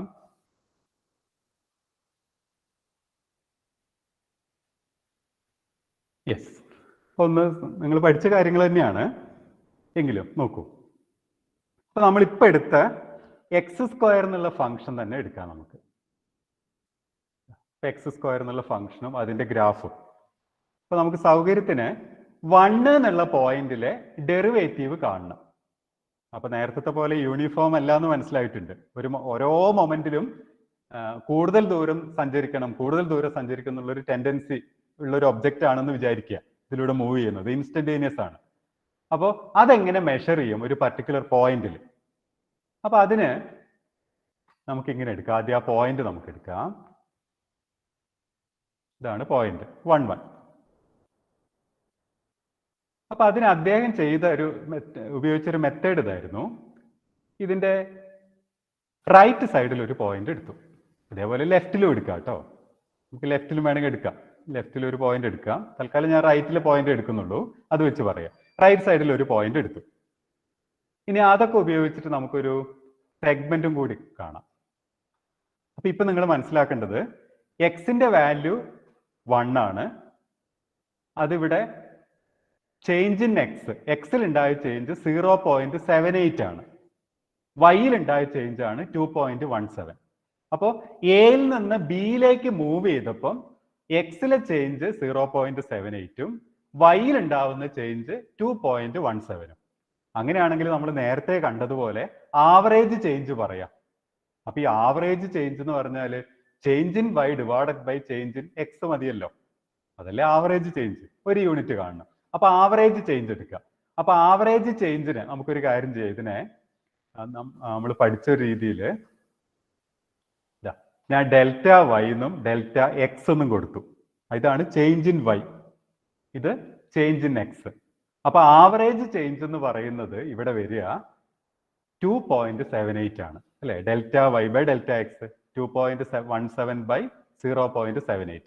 അപ്പോ എയിൽ നിന്ന് ബിയിൽ എത്തിയപ്പോൾ ഉണ്ടാവുന്ന ആവറേജ് ചേഞ്ച് 2.78 ആണ്.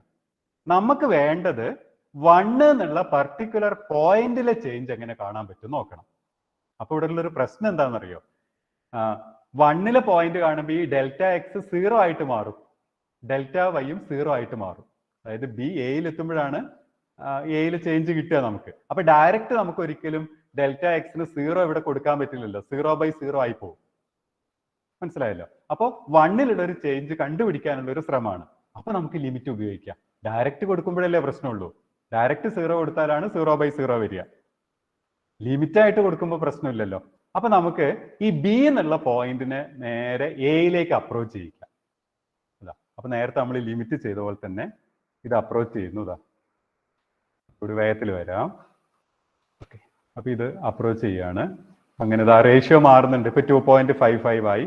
അങ്ങനെ ഇത് അപ്രോച്ച് ചെയ്ത് ഇപ്പൊ റേഷ്യോ എത്രയാണെന്ന് നോക്കൂ, 2 ആയിട്ട് മാറി. അപ്പൊ നിങ്ങൾ മനസ്സിലാക്കാതെ 2 എത്തി. അപ്പൊ 0 ആവില്ല ആക്ച്വലി, എനിവേ 2-ൽ എത്തുന്നുണ്ട്. ദാറ്റ് മീൻസ് ആ ചേഞ്ച് 0-ലേക്ക് അപ്രോച്ച് ചെയ്യുമ്പം അല്ലെങ്കിൽ 0 ആയി മാറുമ്പം നമുക്ക് 1 എന്നുള്ള പോയിന്റിൽ ആവറേജ് ചേഞ്ച് കിട്ടി. അത് 2 ആണ്. അപ്പൊ ഈ ചേഞ്ചിനെയാണ് നമ്മൾ റേറ്റ് ഓഫ് ചേഞ്ച് എന്ന് പറഞ്ഞത്. അപ്പൊ അത് തന്നെയാണ് ഈ കർവിന്റെ 1-ലുള്ള ഡെറിവേറ്റീവ്. അപ്പോൾ 1-ലുള്ള ഡെറിവേറ്റീവ് കാണാൻ ചെയ്ത രീതി എന്താന്ന് നോക്കിക്കോളൂ നിങ്ങൾ. ഇത്രേ ചെയ്തുള്ളൂ. എ എന്നുള്ള പോയിന്റിലെ ഡെറിവേറ്റീവ് കാണാൻ എന്റെ നെയ്ബറിംഗ് ആയിട്ടുള്ള ഒരു പോയിന്റ് ബി എടുത്തു നമ്മൾ. Then change in y divided by change in x എടുത്തു. അത് ആവറേജ് ചേഞ്ച്. എന്നിട്ട് ബിനെ നമ്മൾ എയിലേക്ക് അപ്രോച്ച് ചെയ്തു. അപ്പൊ ആക്ച്വലി ഡെൽറ്റ എക്സ് 0 ആയിട്ട് മാറുക ചെയ്തത്. അപ്പൊ ഡയറക്റ്റ് 0 ആവില്ല, ലിമിറ്റിംഗ് കേസ് ആയിട്ട് എടുത്തു. അങ്ങനെ ഇത് 0-ലേക്ക് അപ്രോച്ച് ചെയ്യുമ്പം ഏതിലേക്ക് പോകുന്നു നോക്കി. അപ്പൊ അത് 2-നോട് അടുക്കുക ചെയ്യുന്നത്. 2 മറികടന്ന് പോവില്ല. അപ്പൊ നമുക്ക് പറയാം 1-ലുള്ള ഇൻസ്റ്റന്റേനിയസ് ചേഞ്ച് അല്ലെങ്കിൽ ഡെറിവേറ്റീവ് 2 ആണെന്ന് പറയാം.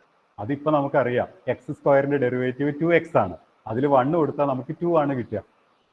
അപ്പൊ ഈ രീതിയിലാണ് ന്യൂട്ടൺ ഒരു പോയിന്റിലെ ചേഞ്ച് കാൽക്കുലേറ്റ് ചെയ്തത്. അതിന് പിന്നെ ഡെറിവേറ്റീവ് എന്ന് പേരും കൊടുത്തു. അപ്പൊ നമുക്ക് ഈ ലിമിറ്റിംഗ് കേസിൽ കിട്ടിയ ഈ ആവറേജ് ചേഞ്ചിനാണ് പിന്നെ dy/dx എന്ന് ന്യൂട്ടൺ പറഞ്ഞത്. അത് നിങ്ങൾക്കറിയാം. Delta X tends to 0, delta y/ഡെൽറ്റ എക്സിന് നമ്മളിപ്പോൾ dy/dx എന്ന് കൊടുക്കുന്നു. ഇനി ഇതേ കാര്യം നമ്മൾ ലെഫ്റ്റ് നിന്നും ചെയ്യണം കേട്ടോ. നമ്മൾ ഇവിടെ ചെയ്തിട്ടില്ല എന്നേ ഉള്ളൂ. ബി എടുത്തതുപോലെ ലെഫ്റ്റ് സൈഡിൽ നിന്ന് ഇങ്ങോട്ടേക്ക് അപ്രോച്ച് ചെയ്യാം. അപ്പോഴും നമുക്ക് 2 തന്നെ കിട്ടുക അവിടെ. ഓക്കെ, ഇനി ഇതിന് നമുക്ക് ജോമെട്രിക്കലായിട്ട് മറ്റൊരു രീതിയിൽ കാണാൻ ശ്രമിച്ചു നോക്കാം. ജോമെട്രിക്കലായിട്ട് നോക്കാം എന്താണ്. അപ്പൊ ഈ ചേഞ്ച്, ആവറേജ് ചേഞ്ച് ജോമെട്രിക്കലായിട്ട് എന്തിനെ റെപ്രസെന്റ് ചെയ്യുന്നു എന്ന് മനസ്സിലാക്കാൻ പറ്റും. അതിന് ഞാൻ ചെയ്യുന്നത് ഇവിടെ റൈറ്റ് സൈഡ് വെച്ച് തന്നെ എല്ലാം പറഞ്ഞുതരാം. ആദ്യം ഒരു കാര്യം ചെയ്യുന്നു, ഒരു കോഡ് വരയ്ക്കുകയാണ്. കോഡ് പറയുമ്പോൾ എയും ബിയും കൂടി ജോയിൻ ചെയ്തു ഒരു കോഡ് കിട്ടിയിട്ടുണ്ട്. എയും ബിയും ജോയിൻ ചെയ്ത് കിട്ടുന്ന ലൈനാണ്. അപ്പൊ ഈ 2.65/0.91 അപ്പൊ ഒരു റൈറ്റ് ട്രയാങ്കിൾ പോലെ ഇവിടെ ഫോം ചെയ്ത് കഴിഞ്ഞു. ഇത് ഡെൽറ്റ വൈയും ഇത് ഡെൽറ്റ എക്സ് ആണ്. അപ്പൊ നിങ്ങൾക്കറിയാം ഡെൽറ്റ y/ഡെൽറ്റ എക്സിലൂടെ നമ്മൾ കണ്ടെത്തുന്നത് ഈ കോഡിന്റെ സ്ലോപ്പ് ആണ് അല്ലെ. സ്ലോപ്പ് എന്ന് പറഞ്ഞാൽ change in y divided by change in x ആണ്. ഇനി ഒന്നും അല്ലെങ്കിൽ റൈറ്റ് ട്രയാങ്കിൾ എടുത്താൽ അറിയാം ഓപ്പോസിറ്റ് ബൈ അഡ്ജസന്റ് ആണ് ടാൻ തീറ്റ. അതാണല്ലോ സ്ലോപ്പ്. എങ്ങനെ വന്നാലും ഡെൽറ്റ y/ഡെൽറ്റ എക്സ് സ്ലോപ്പ് ആണ്. ആരുടെ? കോഡിന്റെ സ്ലോപ്പ് ആണ്. ഈ കോഡിന്റെ സ്ലോപ്പ്. അപ്പൊ നമ്മള് ന്യൂട്ടൺ പറഞ്ഞ ആവറേജ് ചേഞ്ച് എന്ന് പറയുന്നത് കോഡിന്റെ സ്ലോപ്പ് ആണെന്ന് മനസ്സിലായി. സ്ലോപ്പ് ഓഫ് ദി കോഡാണ്. അങ്ങനെയാണെങ്കിൽ ലിമിറ്റിംഗ് കേസിൽ ഈ കോഡ് എന്തായിട്ട് മാറും നോക്കാം. ലിമിറ്റിംഗ് കേസ് എടുക്കാം. അപ്പൊ എച്ചിനെ ഞാൻ 0-ലേക്ക് മാറ്റുന്നു, ബി എയിലേക്ക് വരികയാണ്. അപ്പൊ അതിങ്ങനെ മൂവ് ചെയ്ത് അതിന്റെ വാല്യൂ 2-ലെത്തി. അപ്പൊ ഈ കോഡ് എന്തായിട്ട് മാറി നോക്കൂ, ടാൻജന്റ് ആയിട്ട് മാറി. അപ്പൊ ആക്ച്വലി ടാൻജന്റ് ഡിഫൈൻ ചെയ്യുന്ന തന്നെ കോഡിന്റെ ലിമിറ്റിംഗ് കേസ് ആയിട്ടാണ്. അത് പിന്നീട് നോക്കാം നമുക്ക്. അപ്പൊ എനിവേ ഇപ്പൊ ഈ കോഡ് എന്നുള്ളത് ആ പോയിന്റിനെ മാത്രം ടച്ച് ചെയ്യുന്ന ടാൻജന്റ് ആയിട്ട് മാറി. അപ്പോൾ നേരത്തെ നമ്മളൊരു ടാൻജന്റ് പ്രോബ്ലം പറഞ്ഞിരുന്നല്ലോ. അപ്പൊ ടാൻജന്റ് പ്രോബ്ലം എന്ന് പറയുന്നത് ആക്ച്വലി ഒരു കർവിനെ എങ്ങനെ ടാൻജന്റ് ഡിഫൈൻ ചെയ്യുന്നുള്ളത് തന്നെയായിരുന്നു പ്രോബ്ലം. എങ്ങനെ അതിന്റെ സ്ലോപ്പ് കണ്ടെത്താൻ പറ്റുന്ന. അപ്പൊ ഇപ്പൊ നമുക്ക് കിട്ടി ഈ കോഡിന്റെ ലിമിറ്റിംഗ് കേസ് ആയിട്ട് നമുക്ക് ടാൻജന്റിനെ പറയാൻ പറ്റി. അപ്പോ കോഡിന്റെ സ്ലോപ്പ് ആയിരിക്കണം ലിമിറ്റിംഗ് കേസിൽ ടാൻജന്റിന്റെ സ്ലോപ്പ് ആയിട്ട് മാറേണ്ടത്. അപ്പൊ നമ്മൾ കോഡിന്റെ സ്ലോപ്പ് ലിമിറ്റിംഗ് കേസിൽ 2 ആയിട്ട് മാറി. അപ്പോൾ ടാൻജന്റിന്റെ സ്ലോപ്പ് നമുക്ക് 2 ആണെന്ന് പറയാം. അപ്പോൾ ഒരു പോയിന്റിലെ ടാൻജന്റിന്റെ സ്ലോപ്പ് കാണാനുള്ള മെത്തേഡുമായി നമുക്ക്. അപ്പൊ ആ മെത്തേഡ് ഇങ്ങനെ പറയാം. ആ പോയിന്റിന്റെ നെയ്ബറിംഗ് ആയിട്ടുള്ള ഒരു പോയിന്റ് എടുക്കുക, ഒരു കോഡ് എടുക്കുന്നു, ആ കോഡിന്റെ സ്ലോപ്പ് കാണുന്നു, ദെൻ ലിമിറ്റിംഗ് കേസ് എടുക്കുക, ആ പോയിന്റിനെ എയിലേക്ക് അപ്രോച്ച് ചെയ്യിക്കുക. അപ്പൊ ഇത് ഒരു സൈഡിൽ നിന്ന് മാത്രം പോരാ, ആക്ച്വലി ലെഫ്റ്റ് നിന്നും വേണം, രണ്ട് സൈഡിൽ നിന്നും വരണം. അപ്പൊ അതും കൂടി വേണമെങ്കിൽ നോക്കിക്കോളൂ. അപ്പൊ നമ്മൾ ലെഫ്റ്റിൽ ഒരു കോഡ് എടുത്തു, അതേപോലെ സെഗ്മെന്റ് ഞാൻ എടുത്തിട്ടില്ല എന്നുള്ളൂ. അപ്പൊ ലിമിറ്റിംഗ് കേസിൽ എന്താ സംഭവിക്കുന്നത് നോക്ക്, രണ്ട് കോഡും കോയിൻസൈഡ് ചെയ്തിട്ട് ഒറ്റ ടാൻജന്റ് ആയിട്ട് മാറും. അപ്പൊ ലെഫ്റ്റ് നിന്ന് വരുന്ന കോഡും റൈറ്റിൽ നിന്ന് വരുന്ന കോഡും കോയിൻസൈഡ് ചെയ്തിട്ട് ഒറ്റ ലൈനായിട്ട് മാറുകയും ചെയ്തത്. ഒരു ലൈനിലേക്ക് അപ്രോച്ച് ചെയ്തു എന്ന് പറയാം. അപ്പൊ ആ ലൈനിനെയാണ് നമ്മൾ ടാൻജന്റ് ആയിട്ട് ഡിഫൈൻ ചെയ്യുക. ആക്ച്വലി രണ്ട് ലെഫ്റ്റ് കോഡും റൈറ്റ് കോഡും ലിമിറ്റിംഗ് കേസിൽ എവിടെ കോയിൻസൈഡ് ചെയ്ത് കിട്ടുന്നോ ആ ലൈനിനെ നമുക്ക് ടാൻജന്റ് എന്ന് പറയാം. അപ്പൊ അങ്ങനെയാണെങ്കിൽ ഒരു പോയിന്റിൽ ടാൻജന്റ് എക്സിസ്റ്റ് ചെയ്യാനുള്ള കണ്ടീഷനും ഇത് വെച്ച് പറയാം. ലെഫ്റ്റ് നിന്ന് വരുന്ന കോഡും റൈറ്റ് നിന്ന് വരുന്ന കോഡും കോയിൻസൈഡ് ചെയ്യണം. ഒറ്റ ലൈനിൽ കോയിൻസൈഡ് ചെയ്യുന്നുണ്ടെങ്കിൽ അവിടെ ടാൻജന്റ് ഉണ്ടെന്നും ആ ടാൻജന്റിന്റെ സ്ലോപ്പാണ് ഡെറിവേറ്റീവ് എന്നും നമുക്ക് പറയാം. ആ ടാൻജന്റിന്റെ സ്ലോപ്പാണ് ഡെറിവേറ്റീവ്. അപ്പൊ ആക്ച്വലി ഇതിലൂടെ നമ്മൾ കണ്ടത് എന്താണ് ഡെറിവേറ്റീവ് എന്നും അതിന്റെ ജോമെട്രിക്കൽ മീനിങ് എന്താണെന്നുമാണ് ഇപ്പോൾ മനസ്സിലാക്കിയത്. അങ്ങനെയാണ് ഇതിനെ കുറച്ചും കൂടി ജനറൽ ആയിട്ടുള്ള ഒരു ഫോമിലേക്ക് നോക്കാം. ജനറൽ ആയിട്ടുള്ള ഒരു ഫോമിൽ ഇപ്പൊ തൽക്കാലം ഞാൻ റേഷ്യോ ഒന്ന് മാറ്റി വെക്കുകയാണേ.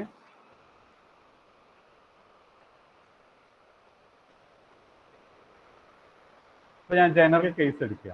അതായത് എന്റെ coordinate suppose A F of A ആണെന്ന് വിചാരിച്ചോളൂ. നമ്മൾ ഇന്നത്തെ രീതിയിലുള്ളതിനെ കൊണ്ടുവരുന്നല്ലോ ഇതിനെ. അപ്പോൾ എ എഫ് ഓഫ് എ ആണ് എന്റെ കോർഡിനേറ്റ് വിചാരിക്കുക. ചെറിയൊരു ചേഞ്ച് ആണ് ബിയിൽ ഉണ്ടായത്. A plus H F of a plus H ആയിട്ട് മാറി. അപ്പൊ എച്ച് യൂണിറ്റ് ആണ് എക്സിൽ ഉണ്ടായ ചേഞ്ച്. എക്സിൽ ഉണ്ടായ ചേഞ്ച് എച്ച് യൂണിറ്റ് ആണ്. അങ്ങനെയാണെങ്കിൽ നമുക്ക് നേരത്തെ പറഞ്ഞ കാര്യങ്ങൾ ഇങ്ങനെ പറയാം.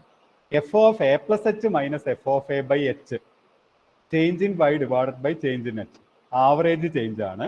അത് സ്ലോപ്പ് ഓഫ് ദി കോഡ് ആണെന്ന് മനസ്സിലായി. ഇനി ലിമിറ്റിംഗ് കേസിൽ ആ ആവറേജ് ചേഞ്ചിന് അല്ലെങ്കിൽ സ്ലോപ്പ് ഓഫ് ദി കോഡിനെയാണ് നമ്മൾ d y by d x എന്ന് പറയുക. ഒരു കണ്ടീഷൻ ഉണ്ട്, ലിമിറ്റ് ആയതുകൊണ്ട് അത് എക്സിസ്റ്റ് ചെയ്യണം, ലെഫ്റ്റും റൈറ്റും സെയിം ആവണം. അപ്പൊ അതിന് റേറ്റ് ഓഫ് ചേഞ്ച് എന്ന് പറയാം, അല്ലെങ്കിൽ സ്ലോപ്പ് ഓഫ് ദി ടാൻജന്റ് ആയിട്ടും പറയാം. അപ്പൊ ഒരു പോയിന്റിലെ ഡെറിവേറ്റീവ് എന്ന് പറയുന്നത് ആ പോയിന്റിലെ വരയ്ക്കുന്ന ടാൻജന്റിന്റെ സ്ലോപ്പാണ്, അല്ലെങ്കിൽ റേറ്റ് ഓഫ് ചേഞ്ച് ആണ്. അപ്പൊ റേറ്റ് ഓഫ് ചേഞ്ചിലൂടെ നമ്മൾ കാണുന്നത് എക്സിൽ ഒരു യൂണിറ്റ് ചേഞ്ച് ഉണ്ടാകുമ്പോൾ വൈയിൽ എത്ര യൂണിറ്റ് ചേഞ്ച് ഉണ്ടാവുന്നു എന്നാണ്. അത് സ്ലോപ്പായിട്ടും വരും, ടാൻജന്റ് ആയിട്ടും വരും. അപ്പൊ അങ്ങനെയാണെങ്കിൽ നമുക്ക് ചില ഇൻട്രസ്റ്റിംഗ് ആയിട്ടുള്ള ചില ഫങ്ഷൻസും കൂടി ഡെറിവേറ്റീവ് നോക്കാം. അതും കൂടി ഒന്ന് നോക്കിയിട്ട് ഈ സെക്ഷൻ നമുക്ക് വൈൻഡ് അപ്പ് ചെയ്യാം.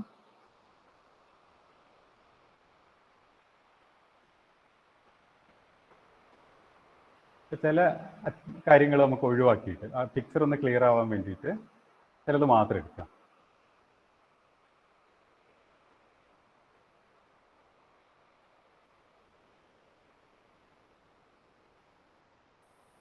ഞാൻ ഒരു ഫംഗ്ഷൻ ഇപ്പൊ നമ്മൾ ഡെറിവേറ്റീവ് കാണേണ്ട രീതി കിട്ടിയല്ലോ.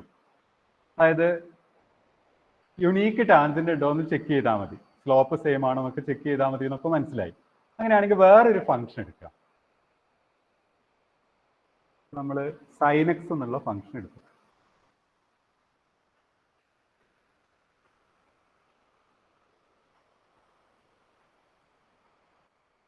നമ്മൾ sin x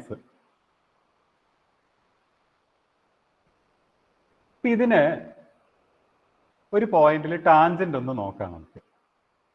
അപ്പൊ അത് π/2 ആയിക്കോട്ടെ. π/2 നമുക്ക് ഡെറിവേറ്റീവും കാണാം, ടാൻജന്റും കണ്ടേക്കാം. ഞാൻ എക്സ് π/2 എടുത്തു. അപ്പോൾ ആദ്യം പോയിന്റ് എടുത്തതാണ് പോയിന്റ്. ഇവിടെ 1.57 എന്ന് വന്നത് π/2ന്റെ അപ്രോക്സിമേറ്റ് വാല്യൂ കേട്ടോ. റൈറ്റ് സൈഡിൽ പോയിന്റ് എടുത്തു, ലെഫ്റ്റിൽ ഒരു പോയിന്റ് എടുത്തു, റൈറ്റ് കോഡ് എടുത്തു, ലെഫ്റ്റ് കോഡ് എടുത്തു. അപ്പൊ ഇനി എച്ചിനെ ഞാൻ 0ലേക്ക് അപ്രോച്ച് ചെയ്യിക്കുകയാണ്. കുറച്ച് വേഗത്തിൽ ഒന്ന് അപ്രോച്ച് ചെയ്യിച്ചേക്കാം. അത് കോയിൻസൈഡ് ചെയ്തു. അപ്പോൾ ഇപ്പൊ 0 ആണ് നമുക്ക് കിട്ടിയിട്ടുള്ളത്. അപ്പോൾ ഡെറിവേറ്റീവ് അറ്റ് π/2 0 നിങ്ങൾക്കറിയാം. ഇനി ജോമെട്രിക്കലായിട്ട് എന്തുകൊണ്ട് 0 ആയെന്നും പറയാൻ പറ്റും. കാരണം ഇത് പാരലൽ ടു എക്സ് ആക്സിസ് ആണ്. അപ്പൊ അതിന്റെ സ്ലോപ്പ് 0 ആണ്. അപ്പൊ സ്ലോപ്പ് 0 ആയി. അപ്പോൾ ഡെറിവേറ്റീവ് അറ്റ് π/2 0. അപ്പൊ ആക്ച്വലി ഈ ടാൻജന്റ് പ്രോബ്ലം എന്ന് പറയുന്നത് ഇത്തരത്തിലുള്ള ക്വസ്റ്റ്യൻ ആണ്. അതെങ്ങനെയാന്ന് വെച്ചാല് നിങ്ങൾക്ക് അറിയുന്ന കാര്യമാണ്. നമുക്കൊരു സർക്കിളിന് നമ്മൾ ടാൻജന്റ്, ആദ്യത്തെ ടാൻജന്റുകൾ നമ്മൾ സർക്കിളുമായിട്ട് ബന്ധപ്പെട്ടാണ് പറഞ്ഞു തുടങ്ങിയത്. ഇപ്പൊ ടാൻജന്റ് നിങ്ങൾക്ക് അറിയാം, ചെറിയ ക്ലാസ്സുകളിലൊക്കെ നമ്മൾ പഠിച്ചത് സ്പർശരേഖ, തൊടുവര എന്നൊക്കെ പഠിച്ചിട്ടുണ്ട്. അപ്പോൾ ഒരു കർവിനെ ഒരു പോയിന്റിൽ മാത്രം ടച്ച് ചെയ്ത് പോകുന്ന ലൈനിനെയാണ് നമ്മൾ പണ്ട് കാലത്ത് ടാൻജന്റ് എന്ന് പറഞ്ഞിരുന്നത്. ഒരു കർവിന് ഒരു പോയിന്റിൽ മാത്രം ടച്ച് ചെയ്ത് പോകുന്ന ലൈൻ, അല്ലെങ്കിൽ ആ പോയിന്റ് കൂടെ മാത്രം കടന്നു പോകുന്ന ലൈനെയാണ് നമ്മൾ ടാൻജന്റ് എന്ന് പറഞ്ഞത്. അത് പിന്നീട് വലിയ പ്രശ്നം ഉണ്ടാക്കി. ഇത് തന്നെ ഒരു പ്രശ്നക്കാരനാണ്. നോക്ക്, നമ്മൾ π/2 ടാൻജന്റ് വരച്ചു. ഈ π/2 വരച്ച ടാൻജന്റ് ഈ കർവിനെ ഒരു പോയിന്റിൽ മാത്രമല്ല ടച്ച് ചെയ്യുന്നത്, ഇൻഫിനൈറ്റ് പോയിന്റുകളിൽ ടച്ച് ചെയ്യുന്നുണ്ട്. അപ്പോൾ ഒരു പോയിന്റിൽ മാത്രം ടച്ച് ചെയ്യുന്ന പോകുന്ന ലൈനാണ് ടാൻജന്റ് എന്ന് പറയുന്നത് ശരിയാവാതെ വരികയല്ലേ. അപ്പൊ ഇതിന് ഡെഫിനിഷൻ കൊടുക്കണം. അപ്പൊ അന്ന് കൊടുത്തൊരു ഡെഫിനിഷനാണ്, അതിന്റെ സ്ലോപ്പ് കണ്ടുപിടിക്കാനും കൂടി ഉപയോഗിച്ച മെത്തേഡാണ്. രണ്ട് സൈഡിലും നമ്മൾ രണ്ട് കോഡുകൾ എടുത്തു, ലെഫ്റ്റ് കോഡും റൈറ്റ് കോഡും. അതിന്റെ ലിമിറ്റിംഗ് കേസ് ഒറ്റ ലൈനിൽ കോയിൻസൈഡ് ചെയ്യുന്നുണ്ടോ എന്ന് നോക്കി. അതിനെയാണ് നമ്മൾ പിന്നീട് ടാൻജന്റ് എന്ന് പറഞ്ഞത്. അതേപോലെ ഇവിടെ 0 നോക്ക്, 0-ൽ നമ്മുടെ എക്സ് ആക്സിസും വൈ ആക്സിസും അവിടെ മാത്രം കട്ട് ചെയ്താ പോകുന്നത് അല്ലെ, ഇതിനെ മാത്രമേ ഒറ്റ പോയിന്റ് കൂടെ കട്ട് ചെയ്ത് പോകുന്നത്. അങ്ങനെയൊക്കെ വരുന്നുണ്ട്. അപ്പോൾ ഒരു പോയിന്റിൽ മാത്രമേ ഒരു ടാൻജന്റ് ടച്ച് ചെയ്യാവൂ എന്നൊന്നും പറയാൻ പറ്റില്ല. അപ്പൊ ആ ഡെഫിനേഷൻ ഒന്ന് മോഡിഫൈ ചെയ്തതാണ്, ലെഫ്റ്റ് ലിമിറ്റും റൈറ്റ് ലിമിറ്റും ഒക്കെ ഉപയോഗിച്ചതാണ് ആക്ച്വലി ടാൻജന്റ് പ്രോബ്ലം എന്ന് പറയാം. എങ്ങനെ അതിന്റെ സ്ലോപ്പ് കാണാൻ പറ്റുന്നു. അപ്പൊ ആ സ്ലോപ്പ് കാണാനുള്ള മെത്തേഡ് നമുക്ക് കിട്ടി. സൈൻ എക്സിന്റെ π/2 സ്ലോപ്പ് നമുക്ക് 0 എന്നും കിട്ടി, ടാൻജന്റും കിട്ടി. ഓക്കെ, അങ്ങനെയാണെങ്കിൽ വേറെ ഒന്ന് രണ്ട് രസമുള്ള ഫങ്ഷൻസ് കൂടി നോക്കാം.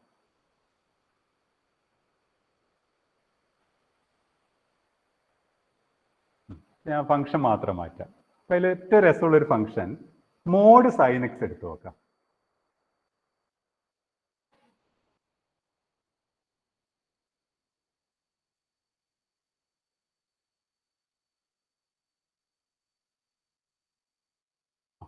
അപ്പൊ മോഡ് സൈൻ എക്സിനും ഇപ്പൊ π/2 തന്നെ നമുക്ക് ടാൻജന്റ് ഒന്ന് കാണാൻ ശ്രമിച്ചു നോക്കാം.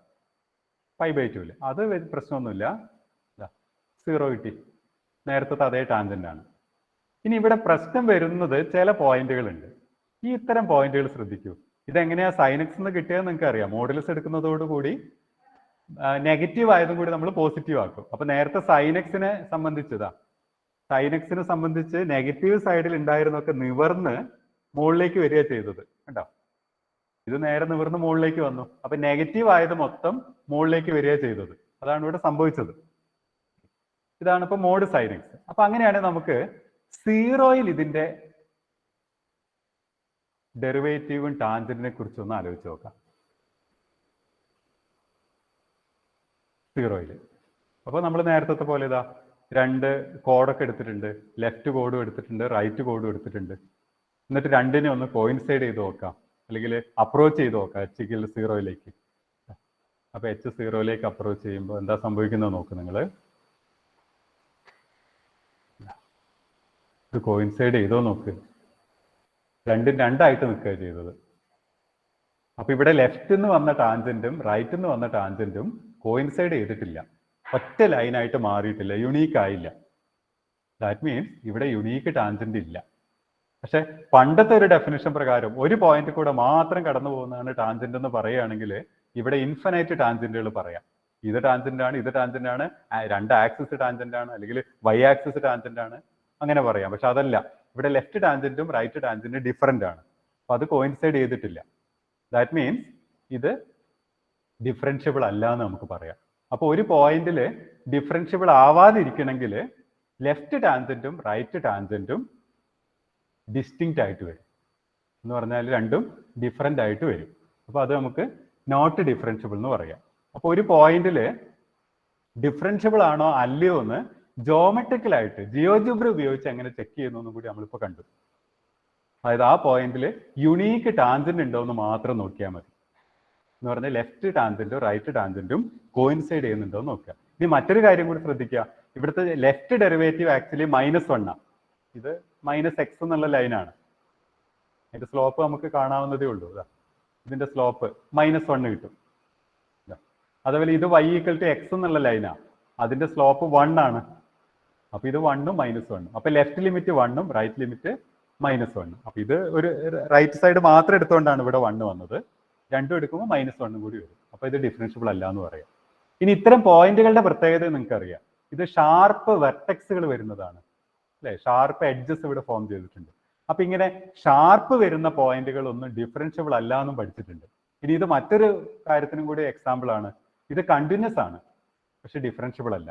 അപ്പൊ എല്ലാ കണ്ടിന്യൂസ് ഫംഗ്ഷനും ഡിഫറൻഷ്യബിൾ ആവണം എന്നില്ല എന്നുള്ളതിന് ഒരു എക്സാമ്പിളും കൂടിയായി. പക്ഷെ തിരിച്ച് നമുക്കുണ്ട് എല്ലാ ഡിഫറൻഷ്യബിൾ ഫംഗ്ഷനും കണ്ടിന്യൂസ് ആണെന്നും അറിയാം. അപ്പൊ ഇതാണ് ഡിഫറൻഷ്യബിലിറ്റി ആയിട്ട് ബന്ധപ്പെട്ട ബേസ്. ഇനി ഇത് നമ്മൾ ഡിഗ്രി തലത്തിലേക്ക് എത്തുമ്പോൾ മൾട്ടി വേരിയബിൾ ഫംഗ്ഷൻസ് ഒക്കെ പഠിക്കുന്നു. അതായത് z=f(x, y) എന്നുള്ള രീതിയിലുള്ള ഫംഗ്ഷൻ ഒക്കെ പഠിക്കും.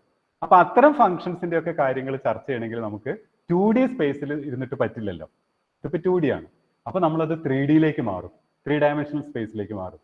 അപ്പോൾ ജിയോജിബ്രന്റെ വേറൊരു ഓപ്ഷൻ കൂടി ഉണ്ട്, അത് അതിന്റെ 3D ഗ്രാഫിക്സ് ആണ്.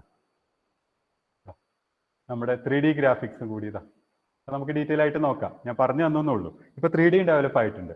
അപ്പൊ 3D ഗ്രാഫിക്സിൽ ഇപ്പൊ ഇവിടെ നമ്മൾ ചെയ്തതിന്റെ ഒക്കെ 3D ആണ് ഇവിടെ കുറച്ച് കാണുന്നത് നിങ്ങൾ. അപ്പൊ അതിന്റെ 3D ഗ്രാഫിക്സ് നമുക്ക് ഉപയോഗിക്കാം. അപ്പൊ അങ്ങനെയൊക്കെയാണ് ഇത് ഡെവലപ്പ് ആയിട്ട് വരിക. അപ്പൊ ഈ 2 കാര്യങ്ങളാണ് ഞാൻ ഇന്ന് നിങ്ങളോട് പറയാൻ ഉദ്ദേശിച്ചത്. പക്ഷെ ഇങ്ങനെ നമ്മൾ ഇത് മാത്രം പറഞ്ഞു പോയിട്ട് കാര്യമില്ലല്ലോ. അപ്പൊ നിങ്ങൾ സ്വന്തമായിട്ട് കുറച്ച് കാര്യമൊക്കെ ചെയ്യണം. അപ്പൊ ഇപ്പൊ നമ്മൾ ചെയ്ത് തുടങ്ങിയപ്പം കുറെ ടൂളുകൾ ഉപയോഗിച്ചതായിട്ട് നിങ്ങൾക്ക് മനസ്സിലായിട്ടുണ്ടാവും.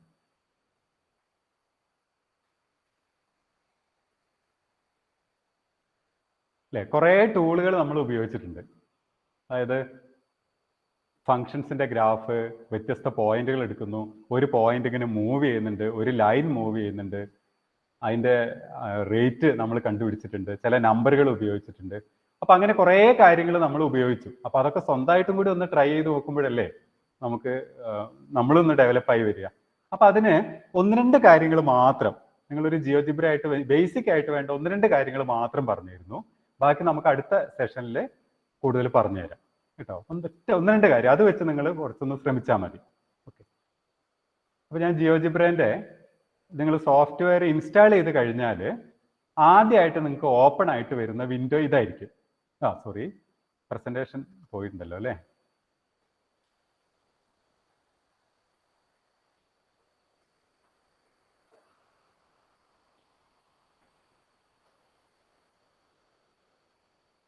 അപ്പൊ നിങ്ങൾ ഇൻസ്റ്റാൾ ചെയ്തെടുത്ത് ഇതേപോലെ ഒരു സിമ്പിളാ കാണുക.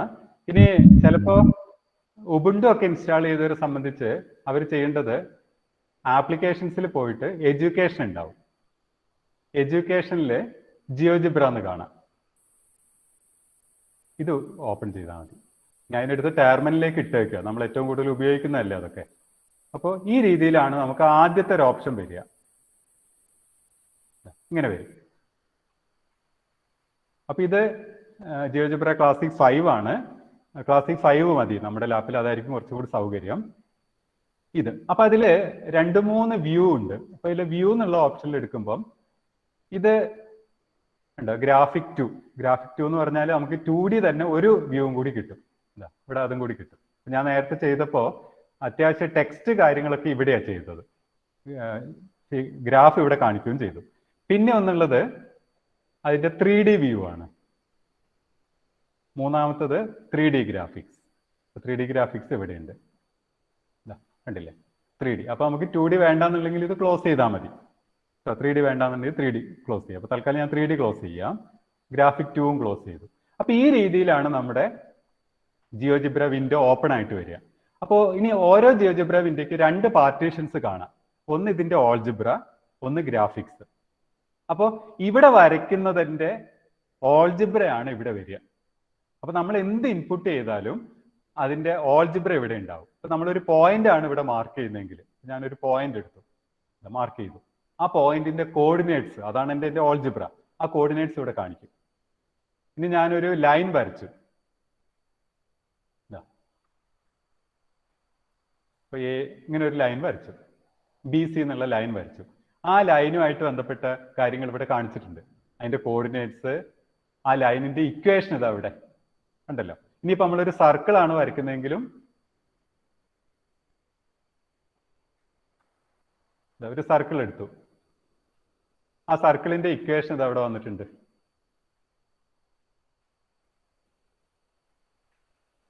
ആ സർക്കിളിന്റെ ഇക്വേഷൻ ഇവിടെ ഉണ്ട്. അപ്പൊ എന്ത് കാര്യം നമ്മൾ വരച്ചാലും ഇവിടെ അതിന് കറസ്പോണ്ടിങ് ആയിട്ടുള്ള ഓൾജിബ്ര ഇവിടെ വരും. അതാണ് ഇതിന്റെ ഓൾജിബ്ര വിൻഡോയിൽ ഉണ്ടാവുക.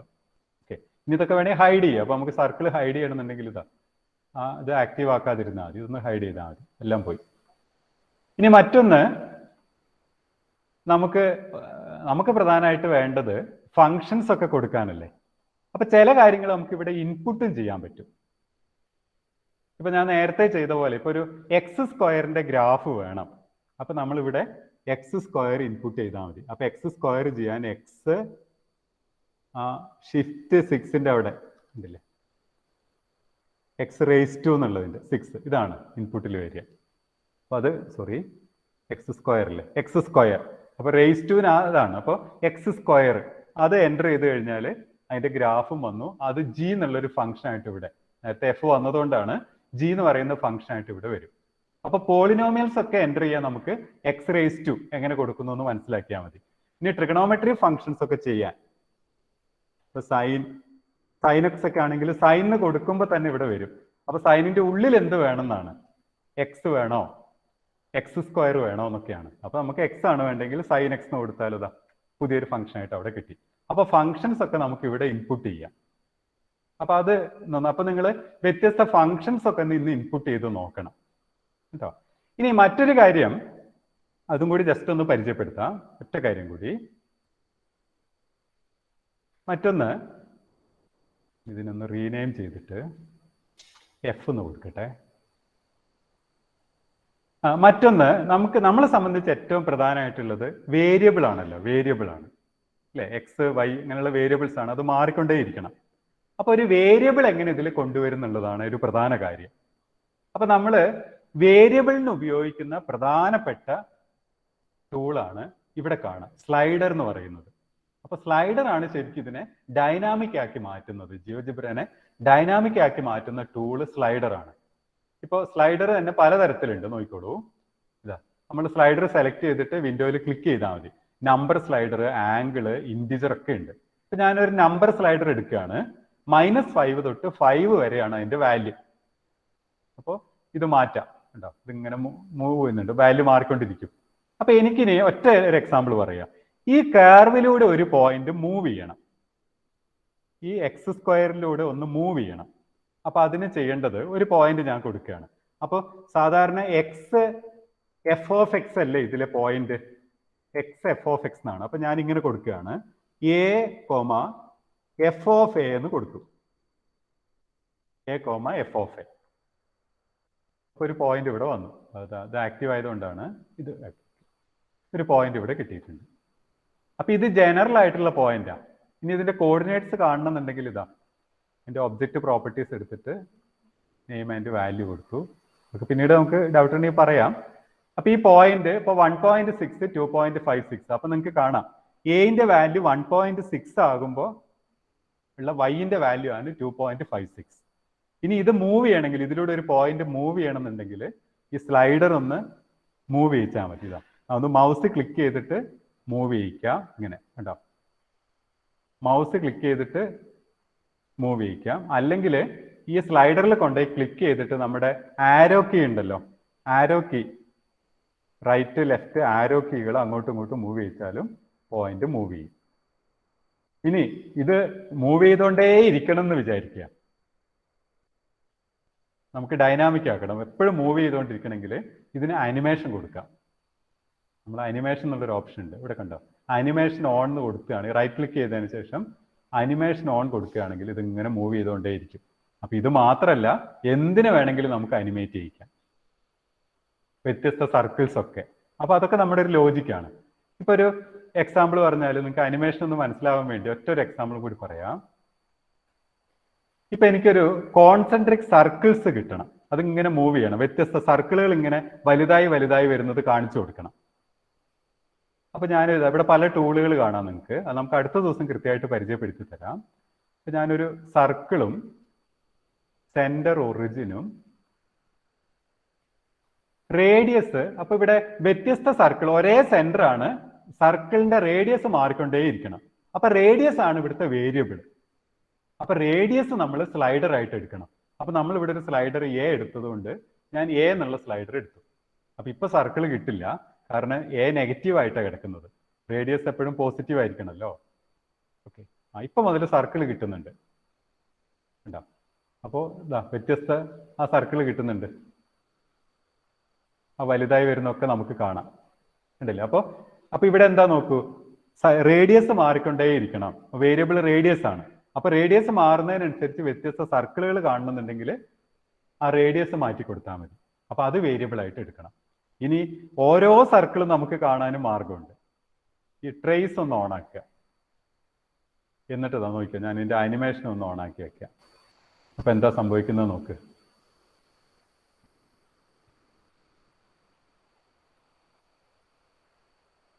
കാണാം, വ്യത്യസ്ത സർക്കിൾസ് എല്ലാം കൂടി ചേർന്നിട്ട്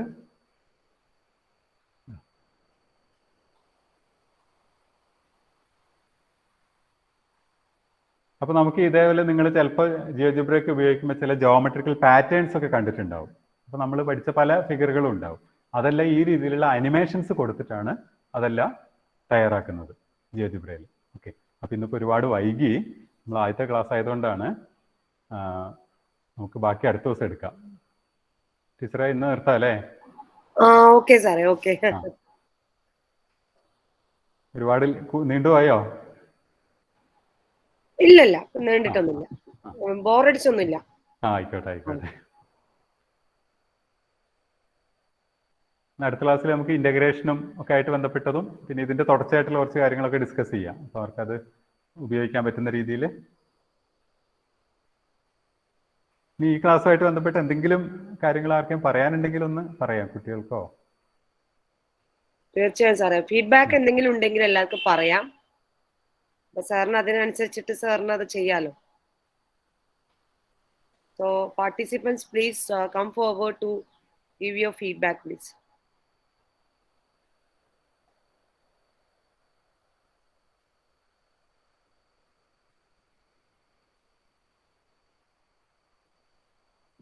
അനന്യ IAS, അനന്യ റേസ് ചെയ്തിട്ടുണ്ട്. എന്തെങ്കിലും ഉണ്ടെങ്കിൽ ചോദിക്കാം.